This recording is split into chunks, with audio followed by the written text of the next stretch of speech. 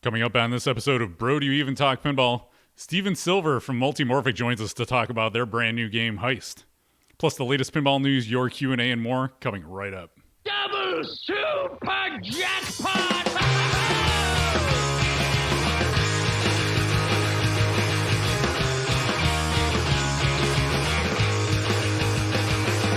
I need a ramp. I need a loop. I want targets I can hit. I need the scoop. I need a double super jackpot in my life. That's right. And now, the Hall & Oates of pinball podcasting, Nick Lane and Kevin Manny of Buffalo Pinball. Whoa, boom shakalaka. What's up? How you doing? Well, I mean, I'm safely 45 minutes away from Kevin for the first time ever in one of our shows. What show number is this? It's amazing. Yeah, I don't think it's going to be as good. I've said before, I think the magic formula is that we're in the same room. So we'll see. Oh, no mic for me. Hey, there you go. All right, let's do that again. Oh, off to a fucking good start. Boom, there you go. What's going you can on? hear me talking. Welcome to Bro Do You Even Talk Pinball, episode 47 for April 2nd, 2020. What's going on? I'm Kevin. This is Nick. I'm Nick. I'm Nick, remote Nick. That's right. Remote Nick coming in, keeping safe, keeping socially distanced.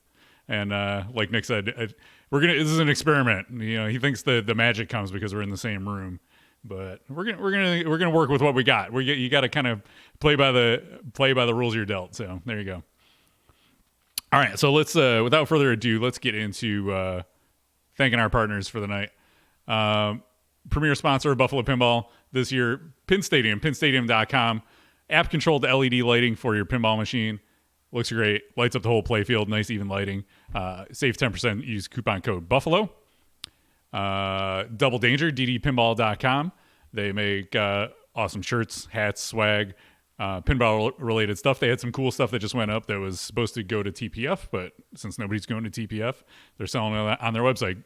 Check them out. Save 15% with coupon code Buffalo. The Mod Couple, themodcouplepinball.com. If you watched us stream Pirates last week, you saw a bunch of Mod Couple pinball mods on those. Check them out. They have also mods for many other pinball machines. Flippinoutpinball.com. If you need a pinball machine, Zach at Flippin' Out has got you covered. All the major manufacturers are available there. So give them a look if you're looking to buy a brand new pinball machine. Pinside, our podcast sponsor, check them out, pinside.com. They if you want to look up information on a pinball machine, if you want to talk about pinball machines on the forums, if you want to post some high scores, review your machines, add a collection. They got all sorts of cool stuff you can do there. Check them out, pinside.com. Jersey Jack Pinball, as Nick Lane says, maker of the most beautiful pinball machines in the world. jerseyjackpinball.com. Pinball EDU, pinballraffle.org is the place you want to go. He just did a raffle today, gave away a brand new Stern pinball machine to one of his somebody who bought a $40 raffle ticket to get a chance to win a pinball machine. So if you want to get a shot at a brand new Stern and support a great cause, check out pinballraffle.org. Community Beer Works, communitybeerworks.com for all the best Buffalo beer you can buy. That's a lot of B's. But you can also get it delivered to your house if you live in Buffalo. So check them out. Community Beer Works, they're going strong despite all that's going on in the world right now. Comet Pinball, cometpinball.com for LEDs. Light up your pinball machine, make it look great everywhere under the LED, under the inserts, in your GI. They got you covered. Some cool trough lighting. I like to do that on my games. Check them out. Pinballmix.com if you want to remix the sound package in your pinball machine. They're a great way to do it. Even if you want to put Collective Soul in your machine, you could do that. Again, save 10% and get a free Easter egg with coupon code Buffalo. And Titan Pinball, replace those nasty old rubber rings in your pinball machine with some hot new silicone rings. TitanPinball.com, use coupon code Buffalo to save 10%. Nick, how'd I do? Nailed it. All right. You got a new job, Kevin. All right. I get to keep my free job.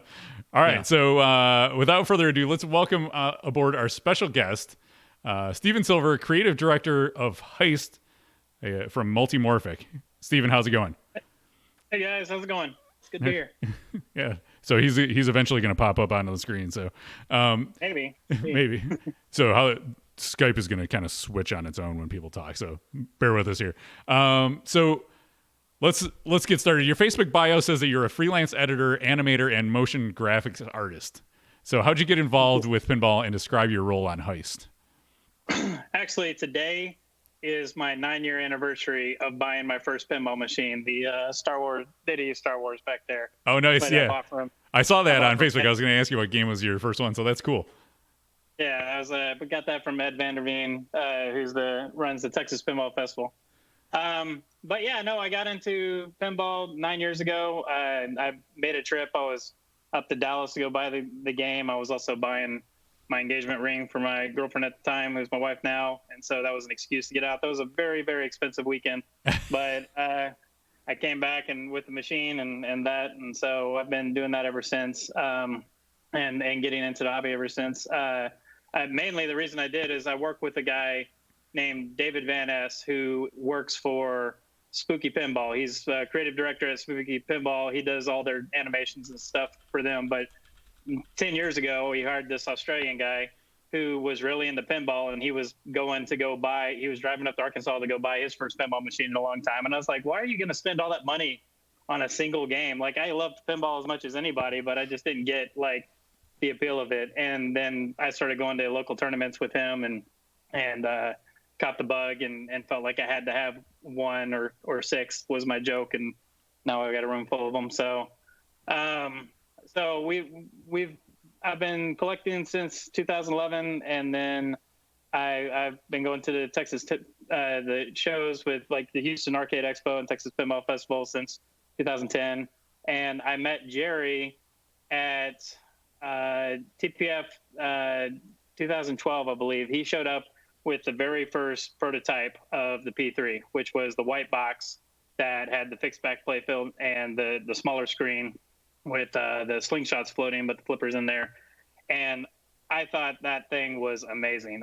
Like right from the get-go, I was like, this is what the future of pinball is going to be. Even though it was very simple, like he had an early version of Rocks on the game, and he had I think an early version of Barnyard and just some basic looping shots and everything. But I talked with him. I went to his seminar, and he, with a P-Rock board, he built a pinball machine on the table in 30 minutes. And so like during his seminar, and I was blown away by it.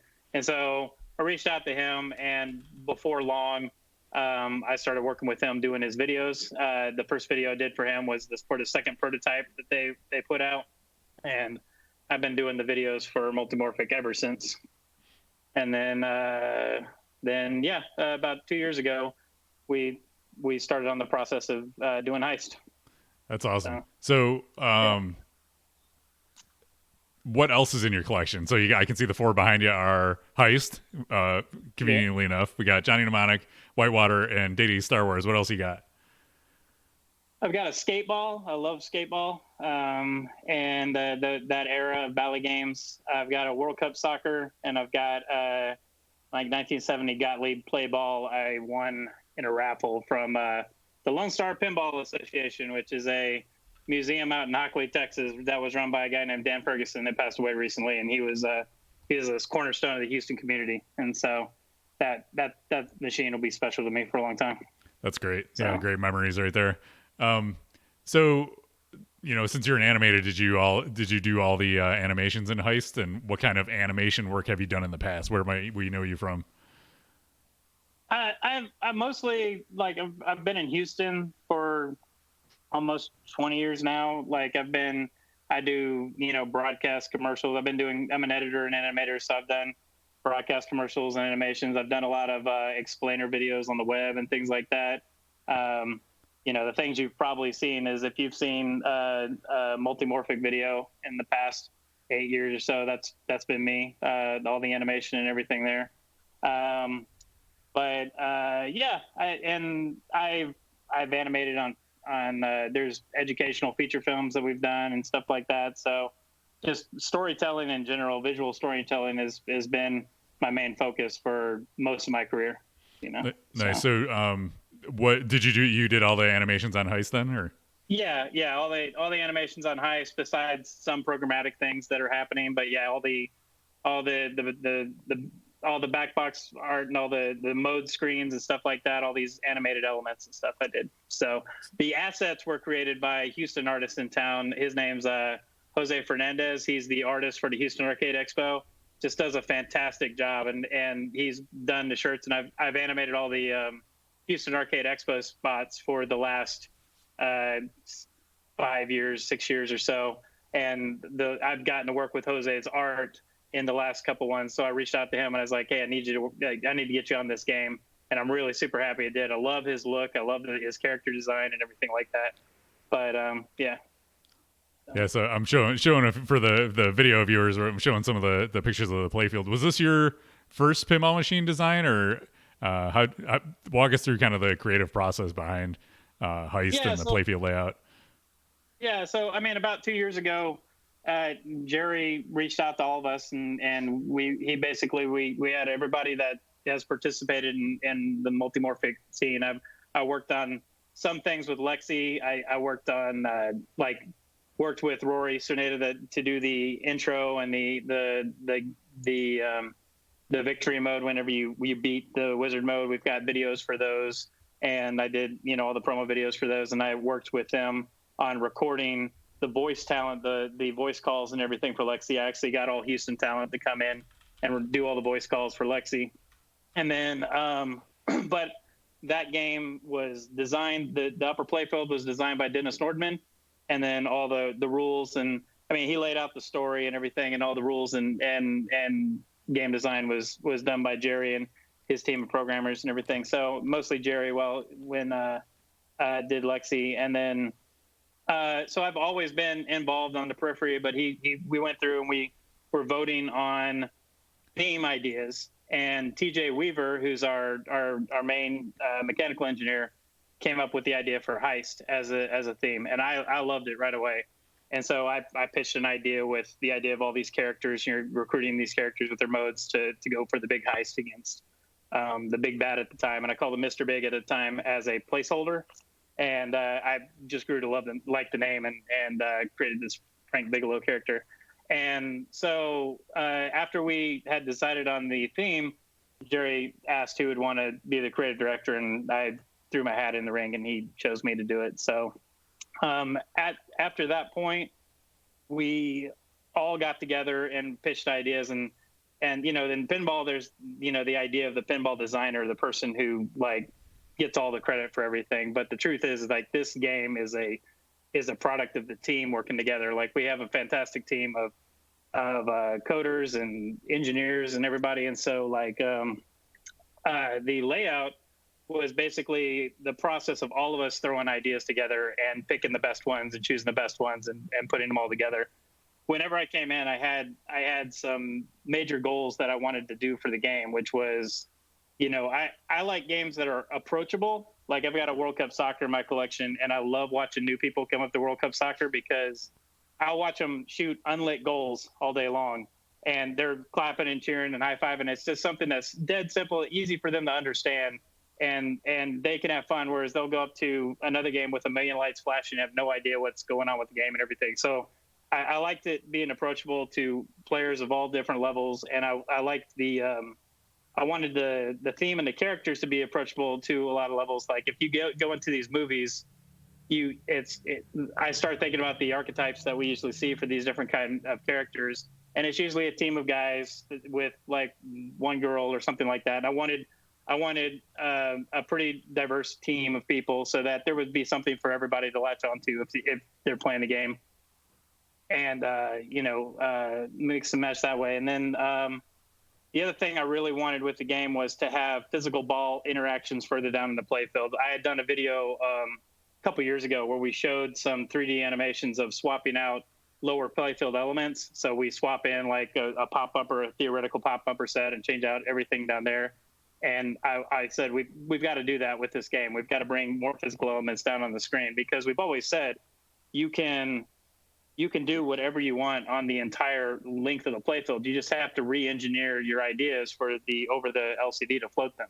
And so the way we tackled that with this game is we of course came out with the crane and the upper flipper module, but somebody else, some other designer down the road can and will engineer different ideas to break that line and bring stuff down. But I definitely wanted us to have more physical features down the playfield. But I also, at the same time, wanted to make sure that playfield swaps were still super fast with our first 4 playfield titles. So making that upper playfield flipper backwards compatible was an important feature set to get done. And then, you know, theme specific was this heist story. Like, it's, you have what the P3 enables us to do is to get into storytelling with this game and create a really immersive environment. And it's tough to do that with pinball without making gameplay linear, where you have to play through this plot point and this plot point and this plot point. And so but I wanted to build this immersive world and story building thing, and that has to do with the cityscape background and all the mode and storytelling that we do as you play through the game. So those were the main design goals, but everybody was pitching in ideas about the layout and the items. Like my original idea for the floating the ball over the screen, I was coming up with some nutty ideas that were completely impractical. And I gave it to TJ, and I was like, figure out a way to give me XYZ movement of a ball suspended over the playfield and a target that we can hit in some way, shape, or form. And he came back with the crane, and it took a lot of work to make that crane. We put a lot of effort into making that crane work, but it came out better than I could have ever imagined. And I'm not sure any other place where we could have pulled off something like that other than Multimorphic, so. But that's how we started. Everybody contributed. That's great. Yeah, I got that impression talking to Jerry too about I was like, is he the designer? Because your name was first on all the lists that I saw. So I was like, he must be the designer. He's like, well, no, it's actually everybody kind of came up with the ideas, and it's an interesting way to take it. And it's probably how a lot of this actually goes down, but somebody just gets their name tied to it, right? Yeah, I think so. I mean, that's the thing is that I came up with this story and the overall ideas, but all of this was influenced by everybody on the team and the back and forth we had every single day, refining these. And it's always like, I would oftentimes state like, this is an idea. It's a bad idea, but it's our starting point. Like, how do we make this into a good idea? And the back and forth with the team, everybody involved, like, BJ Wilson and Greg Goldie and Thomas Law are all on our software team. And all of them are contributing things. I would hand, one of the things I wanted was to be able to stop the ball on every shot, and that allows for the approachability, I think, because if there's one mode shot at the start of the modes and you can't hit it as a newbie player, you're not going to start any modes. But if you can start modes by hitting any shot, the ones that you're good at, you're going to start modes and do stuff with. And it also allows a lot of different gameplay ideas that we had. And some of the most impressive mechs, I think, in this game are the ones you can't see that are hidden in buildings, or diverters and stuff that TJ, I really think TJ is a genius, the way he pulls off these ideas. And so, I'd hand problems to TJ, and TJ would work on them and do them and show me CAD drawings and animations and stuff. And we'd work through it and just turn stuff out. And he was working with Les to pull off all the mechanical ideas.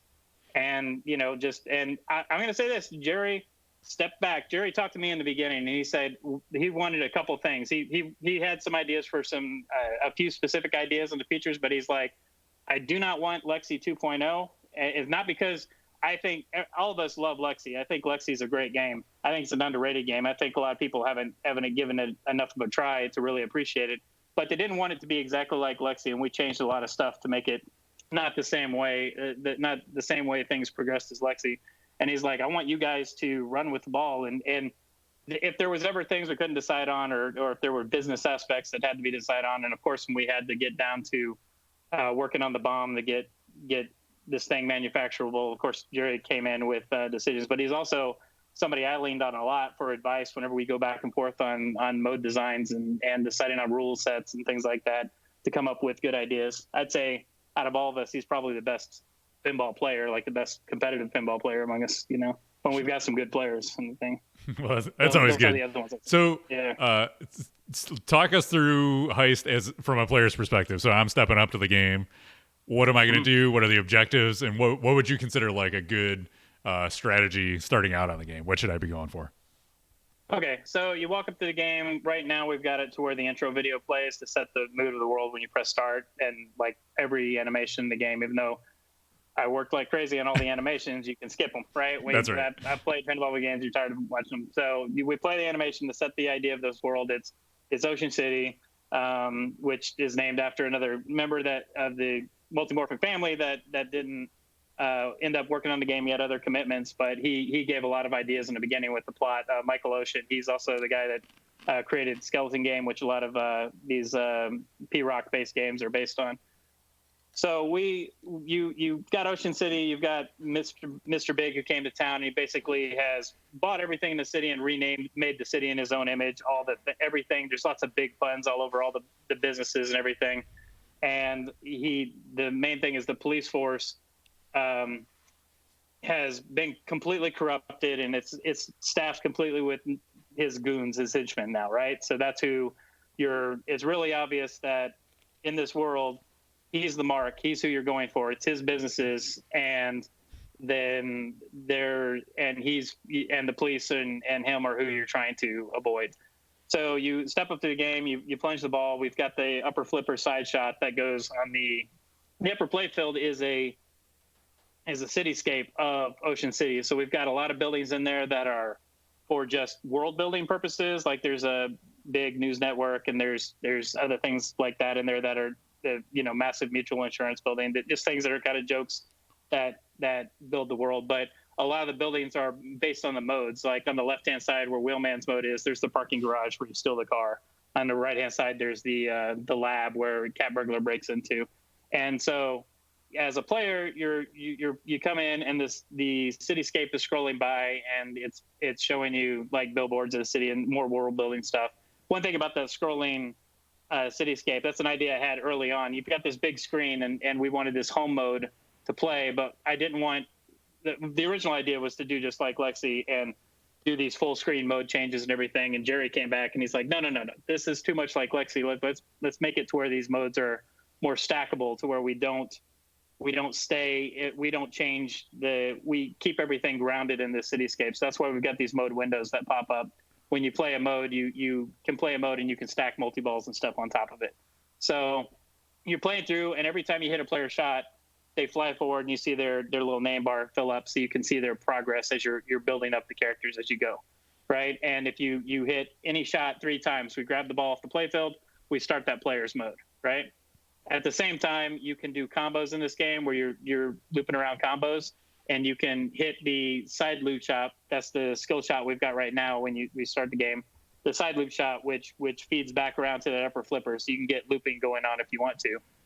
From that upper flipper, you can hit the side loop, you can hit the left ramp, you can hit the inner side loop, the inner loop, you can hit the outer loop from that upper flipper. You've got a lot of shots you can hit. It's less. Most of the other ones are going to be by accident, but you've got a lot of angles you can hit from that upper flipper. But as you're building up combos, you can collect the combos by hitting that side loop and get a big bonus there. But you play through the modes, you do 3 shots, and you'll start that character mode, right? So if I shoot 3 outer left loop shots, we start Wheelman. Wheelman steals Mr. Big's hot rod, and then we cut to the mode scene where you're in a police chase and they're chasing you. And you basically have to hit a left turn, a right turn, a left turn. To every time you do it, we play a turn animation, and you're trying to lose the cops. And you finally at the end you pull in. When you finish the mode, you pull in and you're into the back of an 18-wheeler, and they drive by unaware. But during that outro video of every mode, once you finish the mode, we pop up the player's scoop. Like there's 6 characters and there's 6 scoops that we've got in this game. So when the player's scoop pops up, it's a hurry up shot that's about 10 seconds to hit that scoop. You hit that scoop, and we award what's called the MacGuffin. It's this is the plot point device that's going to help you when you get to first of all, it's worth a lot of points, but then it's also something that'll help you when you get to the wizard mode eventually. So you can play through all the character modes. There's 5 skill characters in the game. There's Wheelman, Cat Burglar. Cat Burglar's mode is where we actually utilize the crane.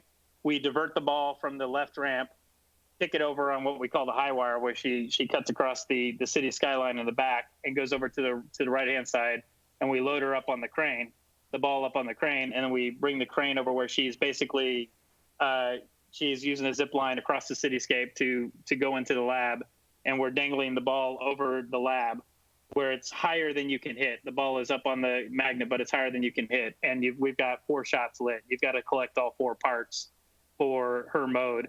And if you collect them, that's good. We pop up the scoop so you can hit the MacGuffin shot. And if you don't, then either way, you've got to make her escape. So once your time's up or you complete the mode, we drop the crane down with the ball to where it's at a hittable height. And one of the cool things about the game is that you can actually hit that ball and have it ricochet off the crane into the scoop, and you've got the MacGuffin shot in one shot, and you've made her escape all in one shot. That's something that's real satisfying when you pull it off. But you knock her off, and then we go to Cat Burglar Escape, which is like a 2-ball multi-ball, where it's a lot like search mode in Creech, where you've got 3 shots, you're trying to find the right exit, right? And you're basically with this 2-ball multi-ball trying, if you find the exit, then we'll grab the ball off the playfield from that shot and play the escape one. If you don't, it passes through and we play, she went in the wrong door. And you get through that. Safecracker is a similar mode where we've got the spinner in the game in the middle. And that loop is kind of a horseshoe loop. You hit the left side, it feeds back to the, if you hit the left side, it feeds back to the left flipper. You hit the right side, it feeds back to the right flipper. And the idea is that this is a mode BJ thought up. You spin he's working on the dial, and you got to hit 20 spins on one direction, and then you hit it the other way, 10 spins on the other direction, and then 10 spins for the final. You're trying to crack that safe code, and it's actually a lot of fun to go back and forth on that inner loop to do it. And the same thing, you go for his MacGuffin shot. The hacker is on the right ramp. You go up on the right ramp, and we catch the ball and stop the ball up there. And you basically have to, we've got both shots lit, and you've got to hit the spinner a certain number of times to crack the password. And then once you crack the password, we've got 4 shots lit, and you got to download the file. And then the last mode on the right is Demolition, where you've got to place 3 bombs around the docks in town. And then once that's done, you got to get up to the pop bumper in the back. We've got a pop bumper cluster in the back where it's a single pop bumper and a bunch of targets, and the ball will drop down. And you got to hit the pop bumper a certain number of times for the countdown timer to time down and the bombs to blow up and to beat his mode. So you play through all those characters. We've got in addition to that the Mastermind, and the Mastermind mode is a specialist, sort of a mini wizard mode, kind of, to where it's not available. She's not available until you've collected at least 2 or more characters, right? So you've played a couple of characters, and once you've got them, then a heist is available. And the reward in that heist is based on how many characters you've collected. So if you've collected 2, you're going for the amethyst jewel. You're going in the Bigelow galleries trying to get the jewels. And so you're going for more and more valuable jewels. And you can play a 2-person heist, a 3-person heist, a 4-person heist, and a 5-person heist. So you've got a lot of variations of that mode you can play. You can try to collect up more players for a much bigger reward, or you can try to tackle it right away. And the idea there is that depending on how many players you've got shots lit for them. And every time you complete a character's task, which is hit 2 of their shots, we add a ball on the playfield, and you're adding balls until you've collected everybody, and then we're in the jackpot stage where you are going through and hitting the jackpots on that. So that's a fun mode. On top of that, we've got the main multi-balls, which is the main one in the game is the police multi-ball. In the middle of the playfield, there's a jail, and there's 2 police targets on either side. So you hit the left target, you hit the right target, and it lights the lock, and you get in behind the jail by going on either side of that inner loop to lock the ball. And then you lock 3 balls, and we start the multi-ball. And it basically is you work your way through all the shots. You've got the inner loop shots, and then once those are done, then you go to the ramp shots, and then you go to the outer shots. And once you've done all the shots, those are all jackpots. Once you've gone through all those phases of jackpots and you reset it by hitting the jail shot in between each one of those, then you'll go on to stage 2 jackpots and stage 3 jackpots. So that's a fun mode. The other main multi-ball in the game is crane multi-ball, and we've got 3 ATM targets around the outer edges, near the outer edge of the center part of that playfield. Every time you hit those ATM targets, we drop cash down the screen, and you roll over that cash to pick it up. And you're collecting cash throughout the game while you're playing. And at certain points during the game, we start rolling an armored car across the playfield, left or right. And when the armored car is rolling across the playfield, we pop up the scoop walls to follow the armored car. And if you hit that scoop wall right when the armored car is there, you've got the armored car, and we drop a ton of cash, and that allows you to get to your goal. So once you've collected enough cash, then Mr. Big is tired of you ripping him off, and he's like, fine, I'll do it myself. And the right ramp is lit for crane multi-ball, and you shoot the ramp, and it's basically Mr. Big's climbing, going up to the top of the crane. He's taking control of the crane, and he's moving the armored car himself across town. And we pick up the ball, we drag it across the playfield, and it's basically like Miss Multi-Ball in reverse, right? You got to knock the ball off the crane in order to start the multi-ball. Once you do, if you knock it off, you start a 3-ball multi-ball. If you don't, he drops it. He gets to the other side, and then he drops it. And you basically get into the battle the crane mode, where the crane will pick up balls, and it will kind of fling them across the playfield at you. And I kind of viewed this mode as sort of like a Mega Man boss battle, to where he would attack you, and then he would come down on the playfield where you can hit it. The crane has a target on the front of it that you can bash, and we can put that target anywhere in that middle playfield. And so after he's done, he comes down and he's vulnerable, and you can whack the front of the crane with the ball. And so you go through that, and once you've got jackpots that you can hit play while you're doing it, but every time you whack the crane, you get closer to defeating the crane. Once you defeated the crane, then we've got the double jackpots that you can do.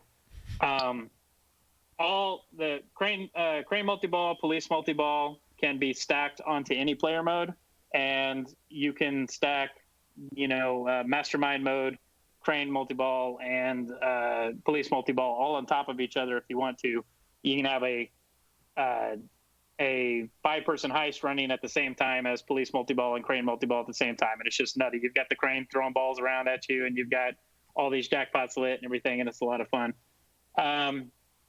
Another aspect of this game that's a new thing that we've got this concept of jail, which is if you're playing the game and you play a character's mode, and if you fail the mode, right, you've got a couple options. If you fail the mode where you time out or you drain or whatever, then your character failed to pull off whatever their mini task was, their heist, and they get arrested and they go to jail. At the same time, the same way we do the crosses with the armored cars, we do crosses with police cars every once in a while. So we light it red and blue with the police car, and we have voice call-outs that say, watch out for the cops or whatever. And if you are not paying attention and you accidentally shoot that shot, then the police car will arrest one of your characters that you've collected, right? And so you can stack up and have characters end up in jail. And once they're in jail, you've got multiple ways to get them out. Their character shot is got like bars in front of their face, and if you hit their shot, every time you hit their shot while they're in jail, they saw one of the bars loose, right? So you hit the shot 5 times, you break out that individual character. But we've got a multi-ball specifically called jailbreak multi-ball, where once people are in jail, you bash the jail door. We've got a jail door that comes down, sort of like the porticus in Medieval Madness, and you bash the jail door, and you will open it, and then you shoot it in the jail. And then we start jailbreak multi-ball, where it's an N+1 game. So if you've got 4 characters in jail, we kick out 5 balls.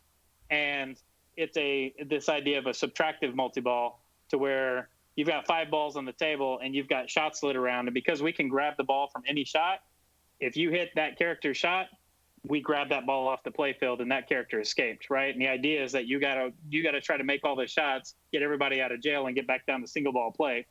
Or if you drain balls, whichever characters you didn't bust out are still in jail, stuck there. So that's 2 ways to get them out of jail. The jailbreak multi-ball is kind of fun. Probably the hardest thing in this game to do is to do a 6-person jailbreak, because you've got to have at least 2 characters available to run the Mastermind heist, you have to have Mastermind fail to go into jail, and then all of the other characters get in jail first before you go and do that, before you run the jailbreak, and it's just super hard. It's something that you can build to if you want to go that route. Another thing that another feature we've got in the game are called side jobs, and this is something that I was really super excited about because they are just super simple, little small mini games that you can play in the game. And basically, we've got these side target modules, and at the beginning, you complete the left side, you complete the right side. So in the beginning, it's one hit on each side. Then we bring out the game and the crane, and that happens usually on ball one, real easy for every player, regardless of skill level. The crane comes out and it drops down to hittable height across the playfield and start moving across the playfield. So you've got this short shot on the playfield that's moving across the middle of the playfield, and you hit that crane to light the side jobs, right? And the jail will open up and it'll be lit for side jobs. You hit it in there, and we start these little mini modes. You bash the crane, and we hit these mini modes, and like one of them is called Crosstown Rush, where we pop up the scoop on the right side, place a ball behind it. We can eject balls from 5 different places on the playfield. With this design. Another benefit of the P3, the way that Jerry and his team designed this platform, gave us all this flexibility with this. We plant the ball behind that raised scoop, and from the upper flipper, we drop it, we count you down, and we drop it, and you got to hit that side target loop once, and it catches the ball again behind the scoop. And it's like, that was good, do it again. We drop it again, and then you hit it a second time. And then the third time, it's like, okay, now see how many times in a row you can get that looping shot. And it's just a quick little fun thing that you can do that shows off that feature of the game. Another one we've got is similar to that, is called Hack the Planet. It's each character has their own side job, and if you accomplish the basics that are needed for that side job to be marked as successful, then once you're done with that side job, that character shot their mode is completely it's awarded to where the next shot will start that character. So that's an extra benefit of completing the side jobs. The Hack the Planet is the same thing, only instead of hitting that side loop, we raise up a random scoop, and you've got to hit the random scoop from the upper flipper, right? So it could be the yellow scoop all the way over on the left-hand side, or it could be the red scoop right next to the orange scoop, and it really changes your geometry that you've got to aim for from that upper flipper. So it's something that really makes you need to know the geometry of that upper flipper to pull it off, because you're hitting it from the side instead of down from the bottom with the lower flippers. And then another one we've got is Crane Kaboom. This one is Demo Man's. It's a really fun mode where we basically just launch the ball to the lower flipper, bring the crane out, and you got 15 seconds of just bashing the crane. And you just try to get as many bashes in that 15 seconds as possible. And you try to be the Crane Kaboom champion at the end of that. And then the last one we've got in the game right now is called Pick and Roll. And the way TJ designed this upper flipper module, which is backwards compatible with Lexi, where we've got the flipper on the inside rail there, where it just acts as an inside rail for every game that doesn't use it, but we've got the flipper there, is that he designed a little pocket behind that upper flipper, right? So you can do a catch behind that upper flipper. And so the Safecracker mode is probably the hardest. You can see it there in the picture. But it's the most satisfying thing I've ever pulled off on a pinball machine is pulling off that catch. We feed the ball to the lower flipper, and you've got one shot to try to get it from the lower left flipper up behind that upper flipper. And if you catch it, if you pull off the catch, it's just I played this game for months, playing around. Every single time that happens, I'm just like pumping the air and screaming, because it's the biggest sense of accomplishment when you pull it off. And so that's showing off that behind the flipper pocket that we've got plans for with other stuff in the game. And so we've got one in mind for Cat Burglar that's still in development, but pretty much the whole game is there. But besides the wizard mode, which we're also working on, but you've got because the whole idea with the heist movie is that you're building towards the third act, and the third act is the big final heist. So we're working on that and putting that together. But good heist movies are not just their third act; it's everything fun up to that point. So we've got lots of tropes and lots of heisty things to do, and to me it just feels like a heist game. Every mode feels like a heist game as you're playing through it, and you're stacking things together while still feeling like pinball. There's nothing that right now that forces you through a linear path or anything like that. You're collecting characters as you want. If to get to the wizard mode, the idea is that you have collected all the characters and they're all free from jail, right? So you might have run everything, but you might have to run a jailbreak right before you start the wizard mode to get everybody out. Or, once you've done all that, you've collected the whole team, they're all free from jail, you're free to go on to the wizard mode. And like on top of that, because we designed it in the mode, we never leave the context of the outer Ocean City context. Like I said, you can stack multiple multi-balls on top of the actual individual modes as you're playing through, and improve your chances on both of them and your scoring. So as far as your strategy goes, I like to just concentrate on my player modes, but if I see that I'm close to collecting a crane multi-ball or a police multi-ball or something like that, I'm going to add those up and get them stacked before I start the last one, especially if I see that I've got a mastermind mode that I can get all three lined up for. So if a multi-ball is lit, when you start a mode, it'll stay lit when you start the mode, so you can start them in the middle of your other modes and stuff like that. So that's where the big points lie, is really stacking those all on top of each other and starting to go. That's awesome. So, You're speaking my language. Yeah. I love a mode where you can stack a whole bunch of stuff, and it sounds like you got. To me, the most interesting pinball, especially for your home, is games where you have different ways to approach it. Like I have a Jurassic Park, and I like that a lot because I can either go for control room modes, I can go for T-Rex modes, I can go for paddocks. So in this game, it sounds like we've got a lot of different things. You're not always stepping up to the game and having the exact same experience every time you play, right? Yeah, that was the idea. And like I said, if there's, let's say, that's one reason why I wanted to stop the ball at every shot, is that, let's say it's not your day, you're not hitting that shot, right? Well, you've got all the other modes available for the shots you can hit, and they're all good. And if you didn't get the MacGuffin on the last time, you can try to go back and get the MacGuffin the next time, so that once you've collected all the MacGuffins, the MacGuffins give you an advantage for that character's portion of the wizard mode, right? So you may decide, instead of starting the wizard mode right now, you may want to go replay the character mode again to try to get that MacGuffin one more time, so you've got the best chance of getting to the wizard mode if you want. In addition to that, again, getting back to the genius of the P3 system, is that the P3 has this profile system to where you can play the game if you're going for the wizard mode, and you can get to a certain point, do a save state, take a break, come back later, start a new 3-ball game with that progress already saved. With the profile system, you can also have 4 people playing together, and you can say, okay, we're all going to work together in a co-op mode to tackle this entire game. We're gonna all kick this game's ass together, and you're good at hacker mode, and you're better at cat burglar, so divvy up the responsibilities and go tackle it all together. So that stuff, we're getting the profile system in there right now, but that stuff in the future that really pays off with this kind of game, where you can do that. And like I said, if you're playing against your kids, you can have your kids handicapped to where a lot of the requirements are a lot lower for them, so they could all play co-op against you, and it can balance it out. So again, there's a lot of things to where somebody was mentioning that, why don't you just make this a full Playfield game? And I was like, we couldn't have done half the game, the gameplay ideas that we had without the thought that went into the P3 system as it is. And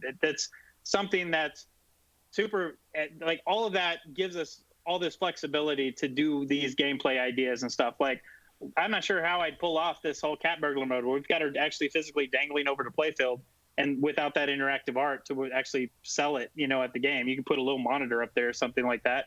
But to be able to pull off all these things, I think it requires the system that Jerry and them put into place and have been designing meticulously to allow for these kind of advances in the future. And honestly, I'm excited to see what other people do with this Playfield and pull off. Yeah, I've got this picture here that I think I pulled this off your Facebook page of all the Playfields lined up, and just look at how you guys pack so much into the compact space in the back. It's like so amazing. It's like a manufacturing feat here that you guys pulled off. Yeah, and that's the thing. Like, I really, really wish you guys could see what's inside that casino building, because I love that mech. And again, I think TJ is a genius how he pulled off this diverter, everything with a single servo motor to pull this off, and even the ball launch out of the back of the police station where it goes up and over the lane and comes back out the side. The crane is the big star of this thing, and it like I said, it deserves it. It took a lot of work to pull that off. But there's so much in that playfield that I love, and the layout, and basically it was just starting with the basics that basic goals I had. The other thing I like is I like games where if you shoot a ramp shot from the right flipper, I like it when it goes to the opposite flipper. I like where you go back and forth rather than looping ramp shots. I like Taxi more than Diner, though both of those are kind of games where you collect characters. They might have been an influence. I like those kind of things, but yeah, I mean, but again, being able to like have a single ball go up and disappear into the casino and pop out and come out on the other side, that kind of stuff. And that's being able to eject the ball from 5 places on that playfield and stop the ball at every single ball path in the game. It allows us a lot of opportunities to pull off a lot of neat stuff. Right, because one of the basic features of the P3 is that the ball trough is in the back of the machine instead of the front. So you got like 12 balls or however many balls that thing can hold, and you can fire them up wherever you need them, right? Yeah, no, this game can hold a lot of balls. Like we can put a lot in there. And so, again, when if you're running a 6-person jailbreak, right, that's 7 balls on a playfield, right? If you're running a 5-person heist, you can get up to 6 balls, but then you might have an extra one with stacked multi balls on there and everything. So the design of that, and again, people think that original P3 design, they thought, oh, you've only got these 2 little launch spots, but the truth is on a P3, you can design launch spots all along that ball trough path, right? We can kick balls out, from buck 0 all the way to buck 7. So there's a lot of places, a lot of options when designing. And I put a lot of people look at it and they say, well, it's only the back third, you're so limited in what you can do. But I mean, Dennis Nordman said this when he designed Lexi. He's like, I had those same ideas, but then I realized what they were allowing me to do, and it opened up a lot of possibilities, right? And he pulled off what I think is, I love the 8-ball ball lock in Lexi, where you can lock everything in the ship, and a lot of the ideas they pulled off there. But with this game, we wanted something that was a really flowy playfield, and like I said, everybody's contributions to that playfield turned it into what I think is a really great feeling playfield and flowy playfield that allows us to stop the ball whenever we want to for different gameplay purposes. And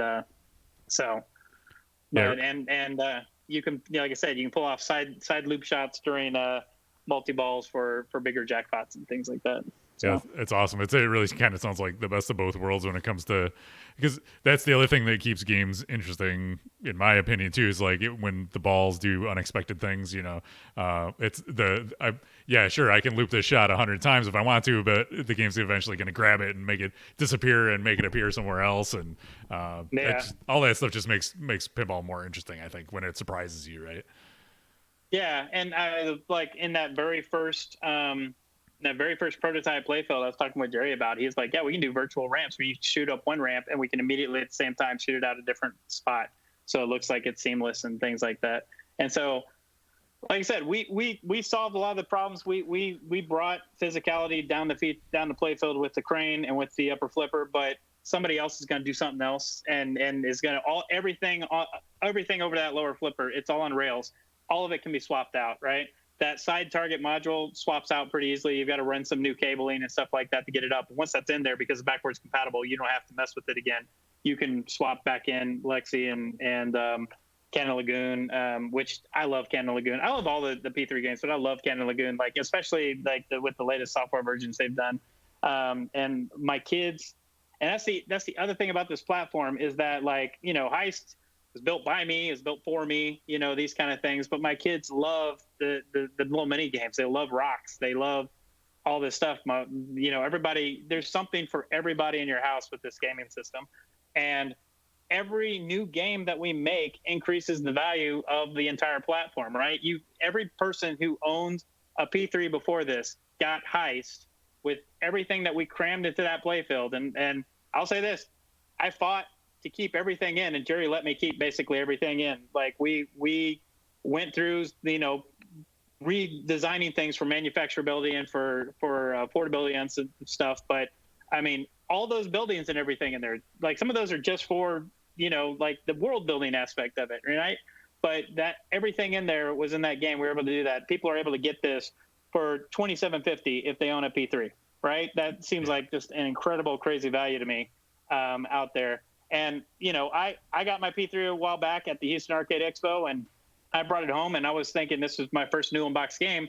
And I was like, I'm coming home from this show with 3 new unboxed games right now. And that was just nuts to me. Like, and I was able to go home and play Lexi and play Cannon Lagoon and play all those other games. And of course, my Whitewood with Heist, and go and play with that. But, like, you know, that's something that you don't get, I think, with you know, traditional. And I love traditional pinball, and that's why we designed this as a traditional game to bring more of the traditional pinball aspects back. But I don't know. I've always been a huge fan of this platform. Like, the second I saw that little white box that Jerry built in 2012, I knew that it was capable of great things. And, you know, I hope we've done it with this game, you know? So for those who don't know the P3, those who weren't around 2 years ago when Jerry came out and did the podcast with us and did the Cosmic Kart Racing reveal stream, give us the elevator pitch for the P3. What is it? What makes it interesting and unique and different and kind of like the ultimate home pinball machine, right? Yeah, so it's a P3 behind me over there. It's a pinball platform, right? You buy the P3 and you get it with a game. You get it of your game of your choice. You've got we've got 4 physical playfield modules. The back third of the game is a swappable playfield module. You take the glass off, you pull the playfield into service position, and you can swap. You unplug like 3 or 4 cables. You can pull that playfield out, pop in a new playfield. You've got a completely new game. That swap can take literally 30 seconds. The longest part about that swap is taking the glass off and putting the glass back, right? You can store multiple games underneath the machine. I've got 2 boxes underneath mine with my other 2 playfields underneath the machine, but I've seen people that build carts. The lower 2/3 of the playfield, on most pinball machines, that's a painted piece of wood with inserts, right? We've got a ball tracking LCD down there that allows us to do animation art. One thing about that scrolling cityscape that I like is that it gives you the impression that the ball's moving faster when it's rolling against the grain of the animation. So as you're shooting it up, you can really feel like you've got the ball moving faster on that. But it allows us to change art and do things for specific scenes. Like for Cat Burglar scene, I can dangle the ball over there. For Crane Kaboom, I can put huge explosions underneath the crane when you hit it. In our demo video that we did, we show a little bit of that where you see the huge explosions when you hit the crane. You can change things for modes on Lexi. Every single mode takes over the entire screen and shows you different stuff. And we can track the ball on the playfield like your iPad would. And so it allows us to interact with virtual targets on the playfield as well, right? But it is a physical ball rolling across the playfield. It is traditional pinball, 100%. It just allows us to do a lot of different gameplay ideas with this single platform. We've got traditional games like Let's See Lightspeed. Before I go on to that, over the playfield, we've floated all the mechs. So and I say we, I'm really milking that we on my part. I work with the people that are a lot smarter than me, and there's Jerry and the guys there are geniuses, and they created this thing. But they've just changed the way the flippers work. It's just an engineering problem, right? You can't drill through the LCD, so you float the flippers and you do a different engineering style. So the slingshots and flippers on the lower flipper module are floated over the playfield. Somebody wants to design a different lower flipper module. That is one plug. It slides out. You can slide in the next one. If you want to work on your machine, all the modules in the game either pop out or slide out. Like it's complete rail system. So you can take parts of your machine to your workbench. You don't have to take your soldering iron to the machine. You can take your machine to the soldering iron and go fix it. Or if you're an operator and something breaks, you've got a spare. You swap it in, swap it out. You're done. You're back up and running.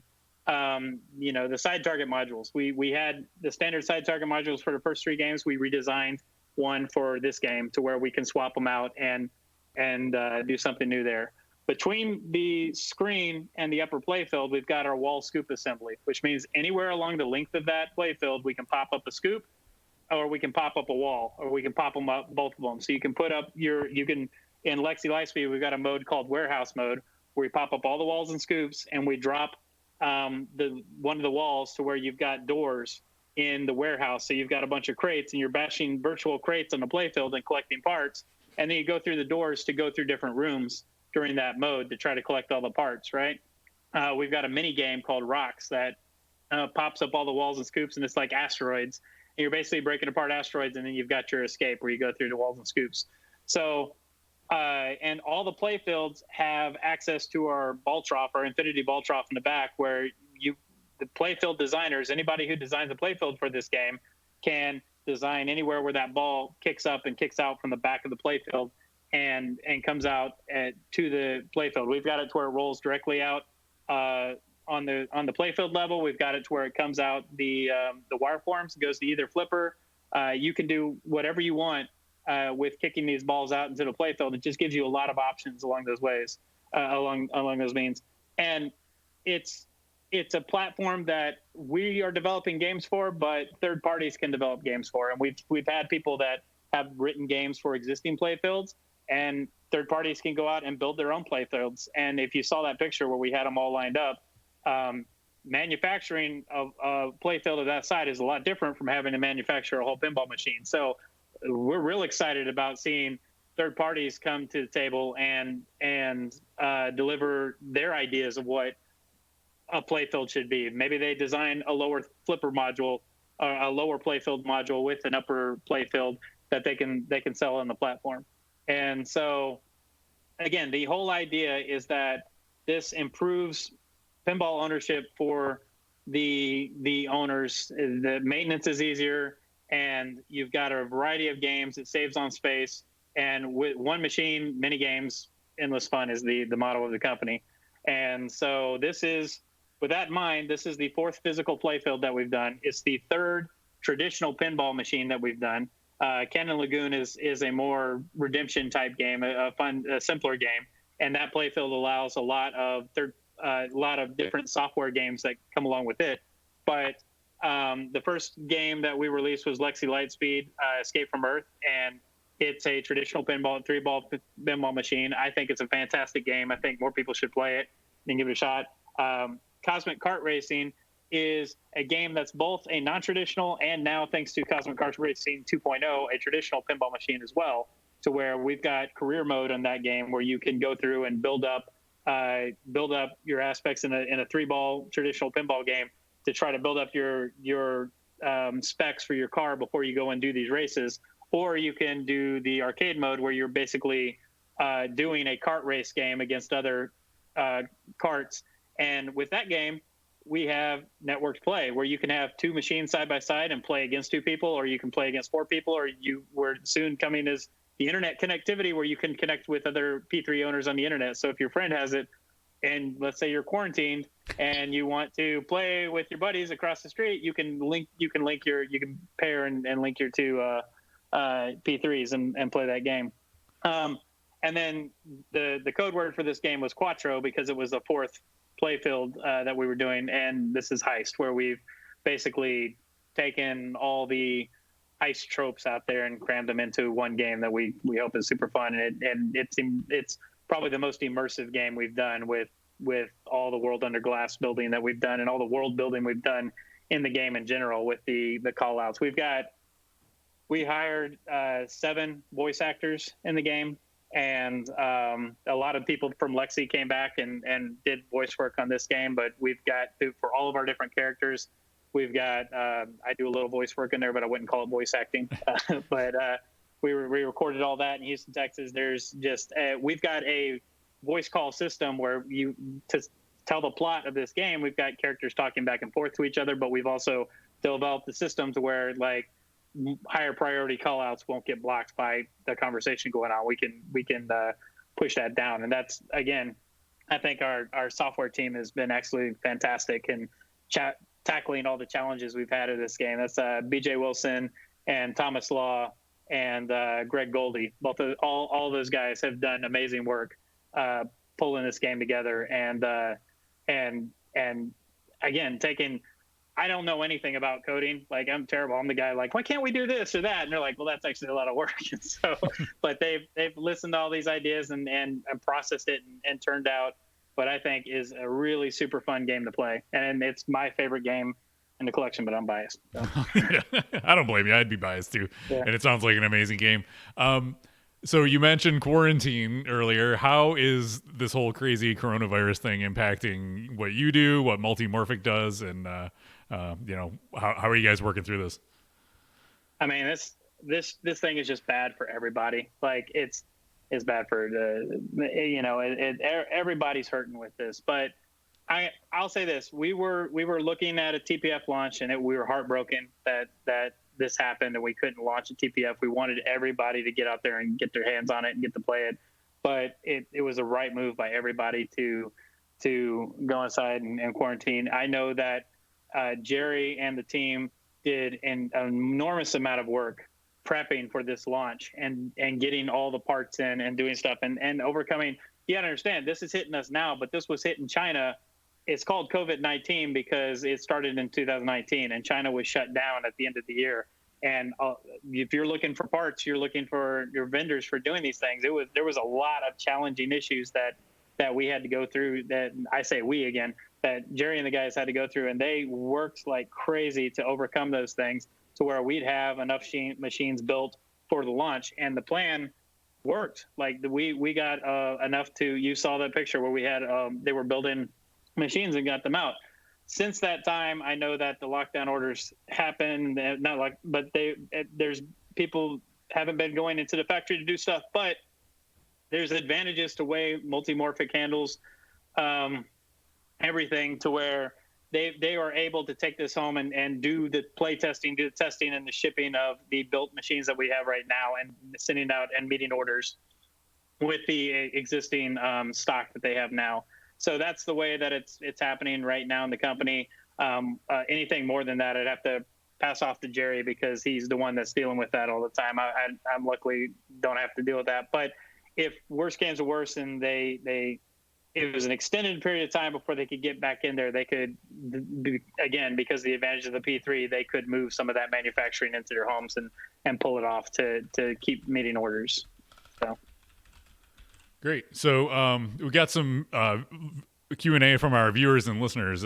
You ready for to run the gauntlet of questions from the viewers?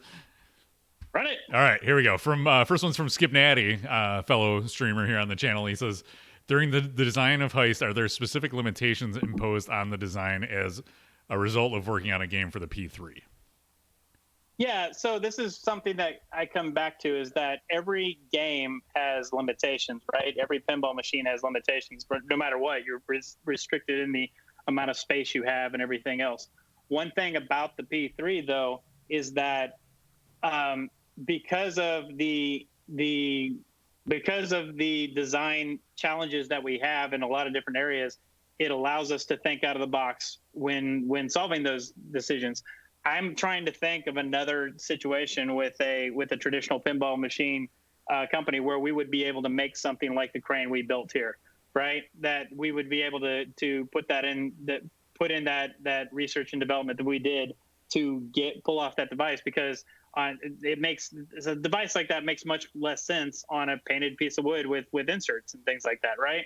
I think that's why most of the cranes you've seen in pinball up to this point have been fairly limited in scope. I don't think it was because of the lack of imagination on the part of the designers. There's terrific designers that have pulled off these games, but I think that the nature of painted piece of wood that you can't interact with this kind of interactive art and ball tracking and stuff that we do doesn't have the need for something like this. And so because of the aspects of this P3, it allowed us to come up with these ideas, and it gives us, I feel like it gives us far more opportunities than limitations at the end of the day. And limitations cause you to think outside the box and come up with creative solutions. So like I said, we can launch the ball from 5 different places on this playfield. We don't have to add in those additional bucks and things like that in the bomb, because we've got them built into the base platform. We've got the ability to do this, and again, you combine that with our incredibly smart engineering team with TJ and Les and Jerry that are really good at solving problems, and you get some amazing mechs that are able to pull off a lot of great things. So hope that answers it. Awesome. Our next one comes from Proco. He says, now that you made the floating upper flipper, what crazy floating mechs should we expect next? Yeah, so I was thinking, no, I personally can't speak to any future developments, but I will say this. A couple of years ago, I made a video for the P3 where we did a platform introduction video, and it's out there on the Multimorphic's YouTube channel, Multimorphic's website. It's the P3 platform video or whatever. And I sat down with TJ, and we designed a bunch of theoretical mechs that you could put in. Like one thing was a floating pop bumper mechs that we showed that you could slide in at the top. One of them is changing the lower flipper module to include kickouts on the side and diverters on the side, and one of them included a third flipper down at the bottom, and so 2 on the left side and 1 on the right, like some of those older solid state games. Pretty much anything that you want to do, you can do. You just have to think about the engineering, how you pull it off, right?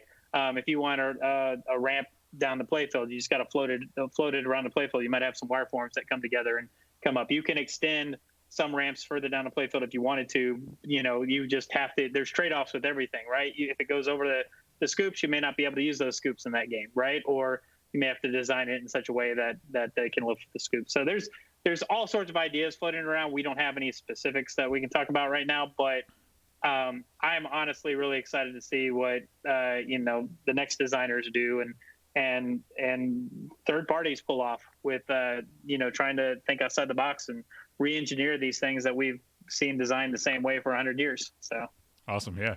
All right, he's got another one for you. He says, this is probably something you can speak a little more directly to. He says, do you have a focus on presenting as much rules information on the playfield screen as possible, more text, point values, and icons, or do you focus more on making the game look as good as possible, like it is with the city animated background? Yeah, so, I mean, that's, again, the advantage. We're the only machine out there where you can put the information from what the player is accomplishing right where they're looking, right? Unless... sometimes you can put a game with a small screen in the middle or something like that, but we can basically anywhere up there give immediate feedback on what the player is supposed to do, give them information about what the shots are supposed to make, and give them immediate feedback for their accomplishments. But I don't really think it's necessarily a trade-off. I will say that even on a big P3 screen, text is hard. Like, people have a tough time, like especially in noisy environments and things like an arcade or a show or something, processing text in front of their face or whatever. But, the P3 allows us to do that. And at the same time, like, I'm a visual guy, and I was coming at that screen from day one, thinking about how are we going to present something in an interesting way. Like I said, we didn't want to recreate. I think the way Lexi did it was awesome, where we had the kind of static playfield up that shows the whole map of everything that you're going, and you're zooming in on each little mode section that you're doing. But and I'll say this, like, again, the first ideas I had didn't look good. One thing, like, Thomas Law is one of our programmers, and he was somebody that kept giving me feedback and pushing me to improve that top-down cityscape, because my original idea was based on, like, the Apple TV screensaver, where you see, like, the top-down, straight-down view of the cityscape going along and things like that. And we tilted it to the player's perspective and added in all the billboards and created the night lighting and everything like that. And it really took something that was really my first attempt was not very attractive looking to something that looks a lot better and is a lot more interesting to the player perspective at the end of the day. And so I think you tackle both at the same time, and it's not an either or choice. You've got, that's what this screen allows you to do, is it allows you to give attractive looking animations and stuff like that, but then at the same time present all the information the player needs. And I think that's another thing that makes it one of the most approachable approachable games anywhere, is that we've got the option to, like, I don't think it's necessarily the fault of anybody, but again, like, as pinball machines have gotten more complex and more the rule sets and gameplay have gotten more dense, it's gotten a lot more inscrutable to people who aren't pinheads that follow rules, right? And I find myself in that category. I walk up to any new game that's released, and everything's lit and everything's blinking, and it's real hard unless you're focusing on it, and unless you know what you're looking for to figure out what you've got to do. On our screen, we can say, okay, real obvious, this is a shot you've got to hit, or this is a shot you've got to hit. And, give you real big feedback when you hit that shot, like, oh, here's your progress towards that mode and things like that. And again, that's one thing I love about it. I love that I can put people that aren't pinball people on this machine and they can figure out what they need to do. And so. Awesome. Well, where can people learn more about Multimorphic, Heist? I know you guys got some deals going on right now with the launch of this game, right? Yeah. Let me pull that up real quick. We've got if you own a P3 and you want to get Heist, it's $27.50, right? I think that's the best deal in pinball right now. Like you can add this game to your collection and you can upgrade your P3 with this new flipper mechanism that could be used on future games, and you don't have to change it out when you're going back to your previous games.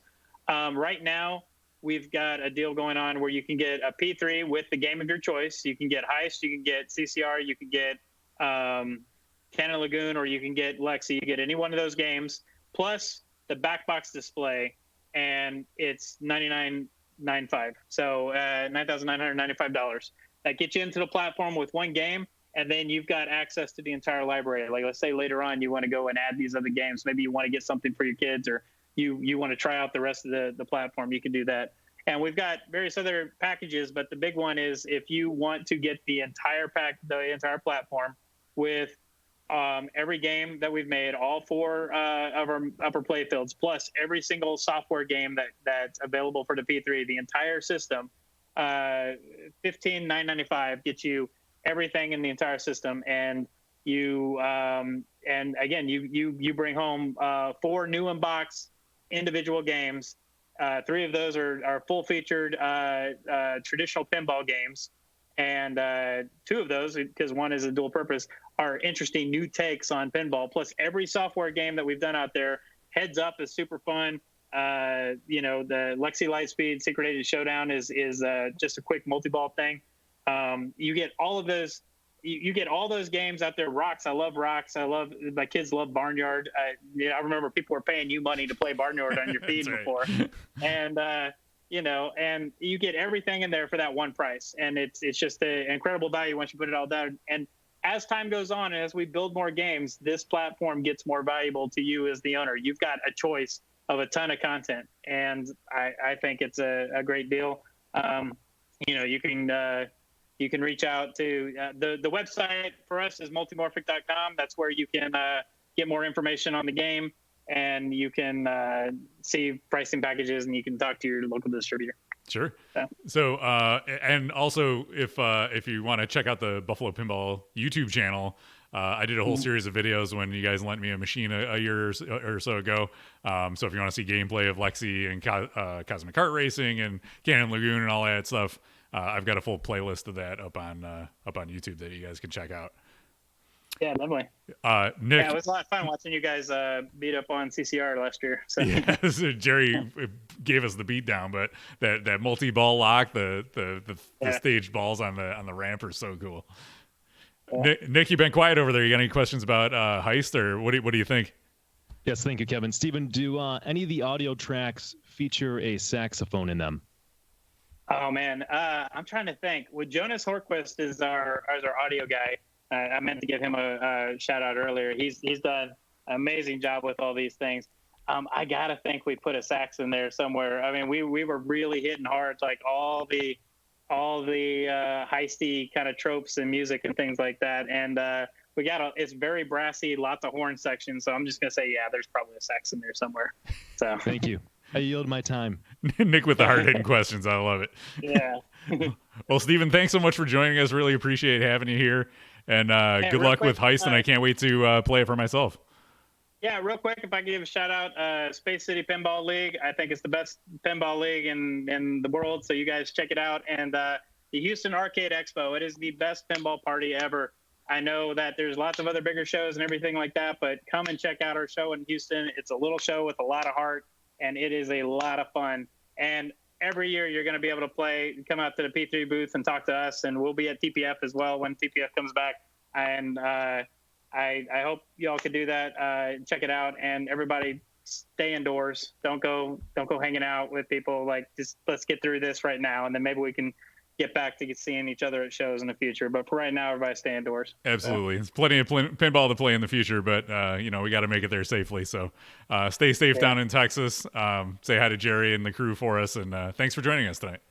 Yeah, no problem. Thank you, guys. All right, take It's care. a lot of fun. Bye-bye. Bye-bye. All right, Nick, that's Heist in Multimorphic. What's going on? So what do you think of the game? What are your hot takes on what we learned tonight?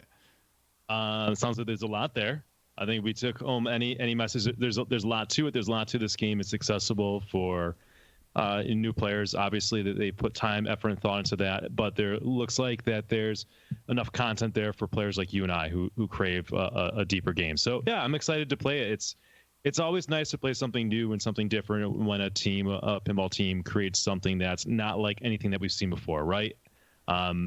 It doesn't always work out. A lot of times you see something new, but I'm optimistic about this game, and I love when a unique pinball comes out. I love when a unique design comes out because I'm just sick and tired of the same old. Yeah, absolutely. And, the Multimorphic platform to begin with is so interesting and unique, but then to have this really thoughtful and interesting game put on top of that, just the idea that, like, yeah, I got to hit a ball, hit a shot 3 times to qualify the mode, but then I hit that shot again to start it, and it holds it right in that same shot. It's really cool. And like Steven was saying, it's kind of the only platform you'd be able to do stuff like that on. Yeah. I'm sorry. I'm looking at myself on my Kindle because I'm watching because you were showing stuff, right? You're showing the screens. Right. I look like a fucking apparition. I'm so white now. Yeah, I can tell you've been heeding the stay-at-home warnings. You haven't left VR or your basement for at least 3 weeks now, right? Pretty much. You kind of blend in with the ceiling there. It's looking good. All right. So let's get into some news, and let's have our friend introduce us. Here's the tip. It's the latest pinball news. So hot, it's on fire. All right, so let's get to the other pinball machine that was introduced this month. It was this Hot Wheels by American Pinball. So believe it or not, 2 pinball machines were announced this month. Both were planning on being launched at TPF, I think. And actually, Hot Wheels got a showing at like an industry event, so there was some gameplay of it, but they like everybody, they've been impacted by the coronavirus. They haven't been shipping these. I don't know what they're doing as far as actually manufacturing these or not, but this is a game, their third game, sequel to Houdini and also Oktoberfest.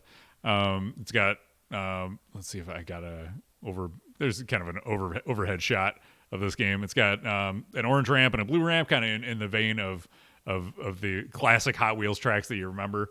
I was talking to Michael Grant from American Pinball, and he said, so if you see the Hot Wheels cars around the playfield, they're actually designed to, you can swap those out with Hot Wheels cars you own. So if you're a Hot Wheels fan and you have specific cars that you really love, these are designed for you to be able to throw you in there and put your favorite cars in there. So I could, How did Stern really drop the ball on this license? Because this is their wheelhouse of buying off the shelf toys from Walmart and sticking it into a game. There you go.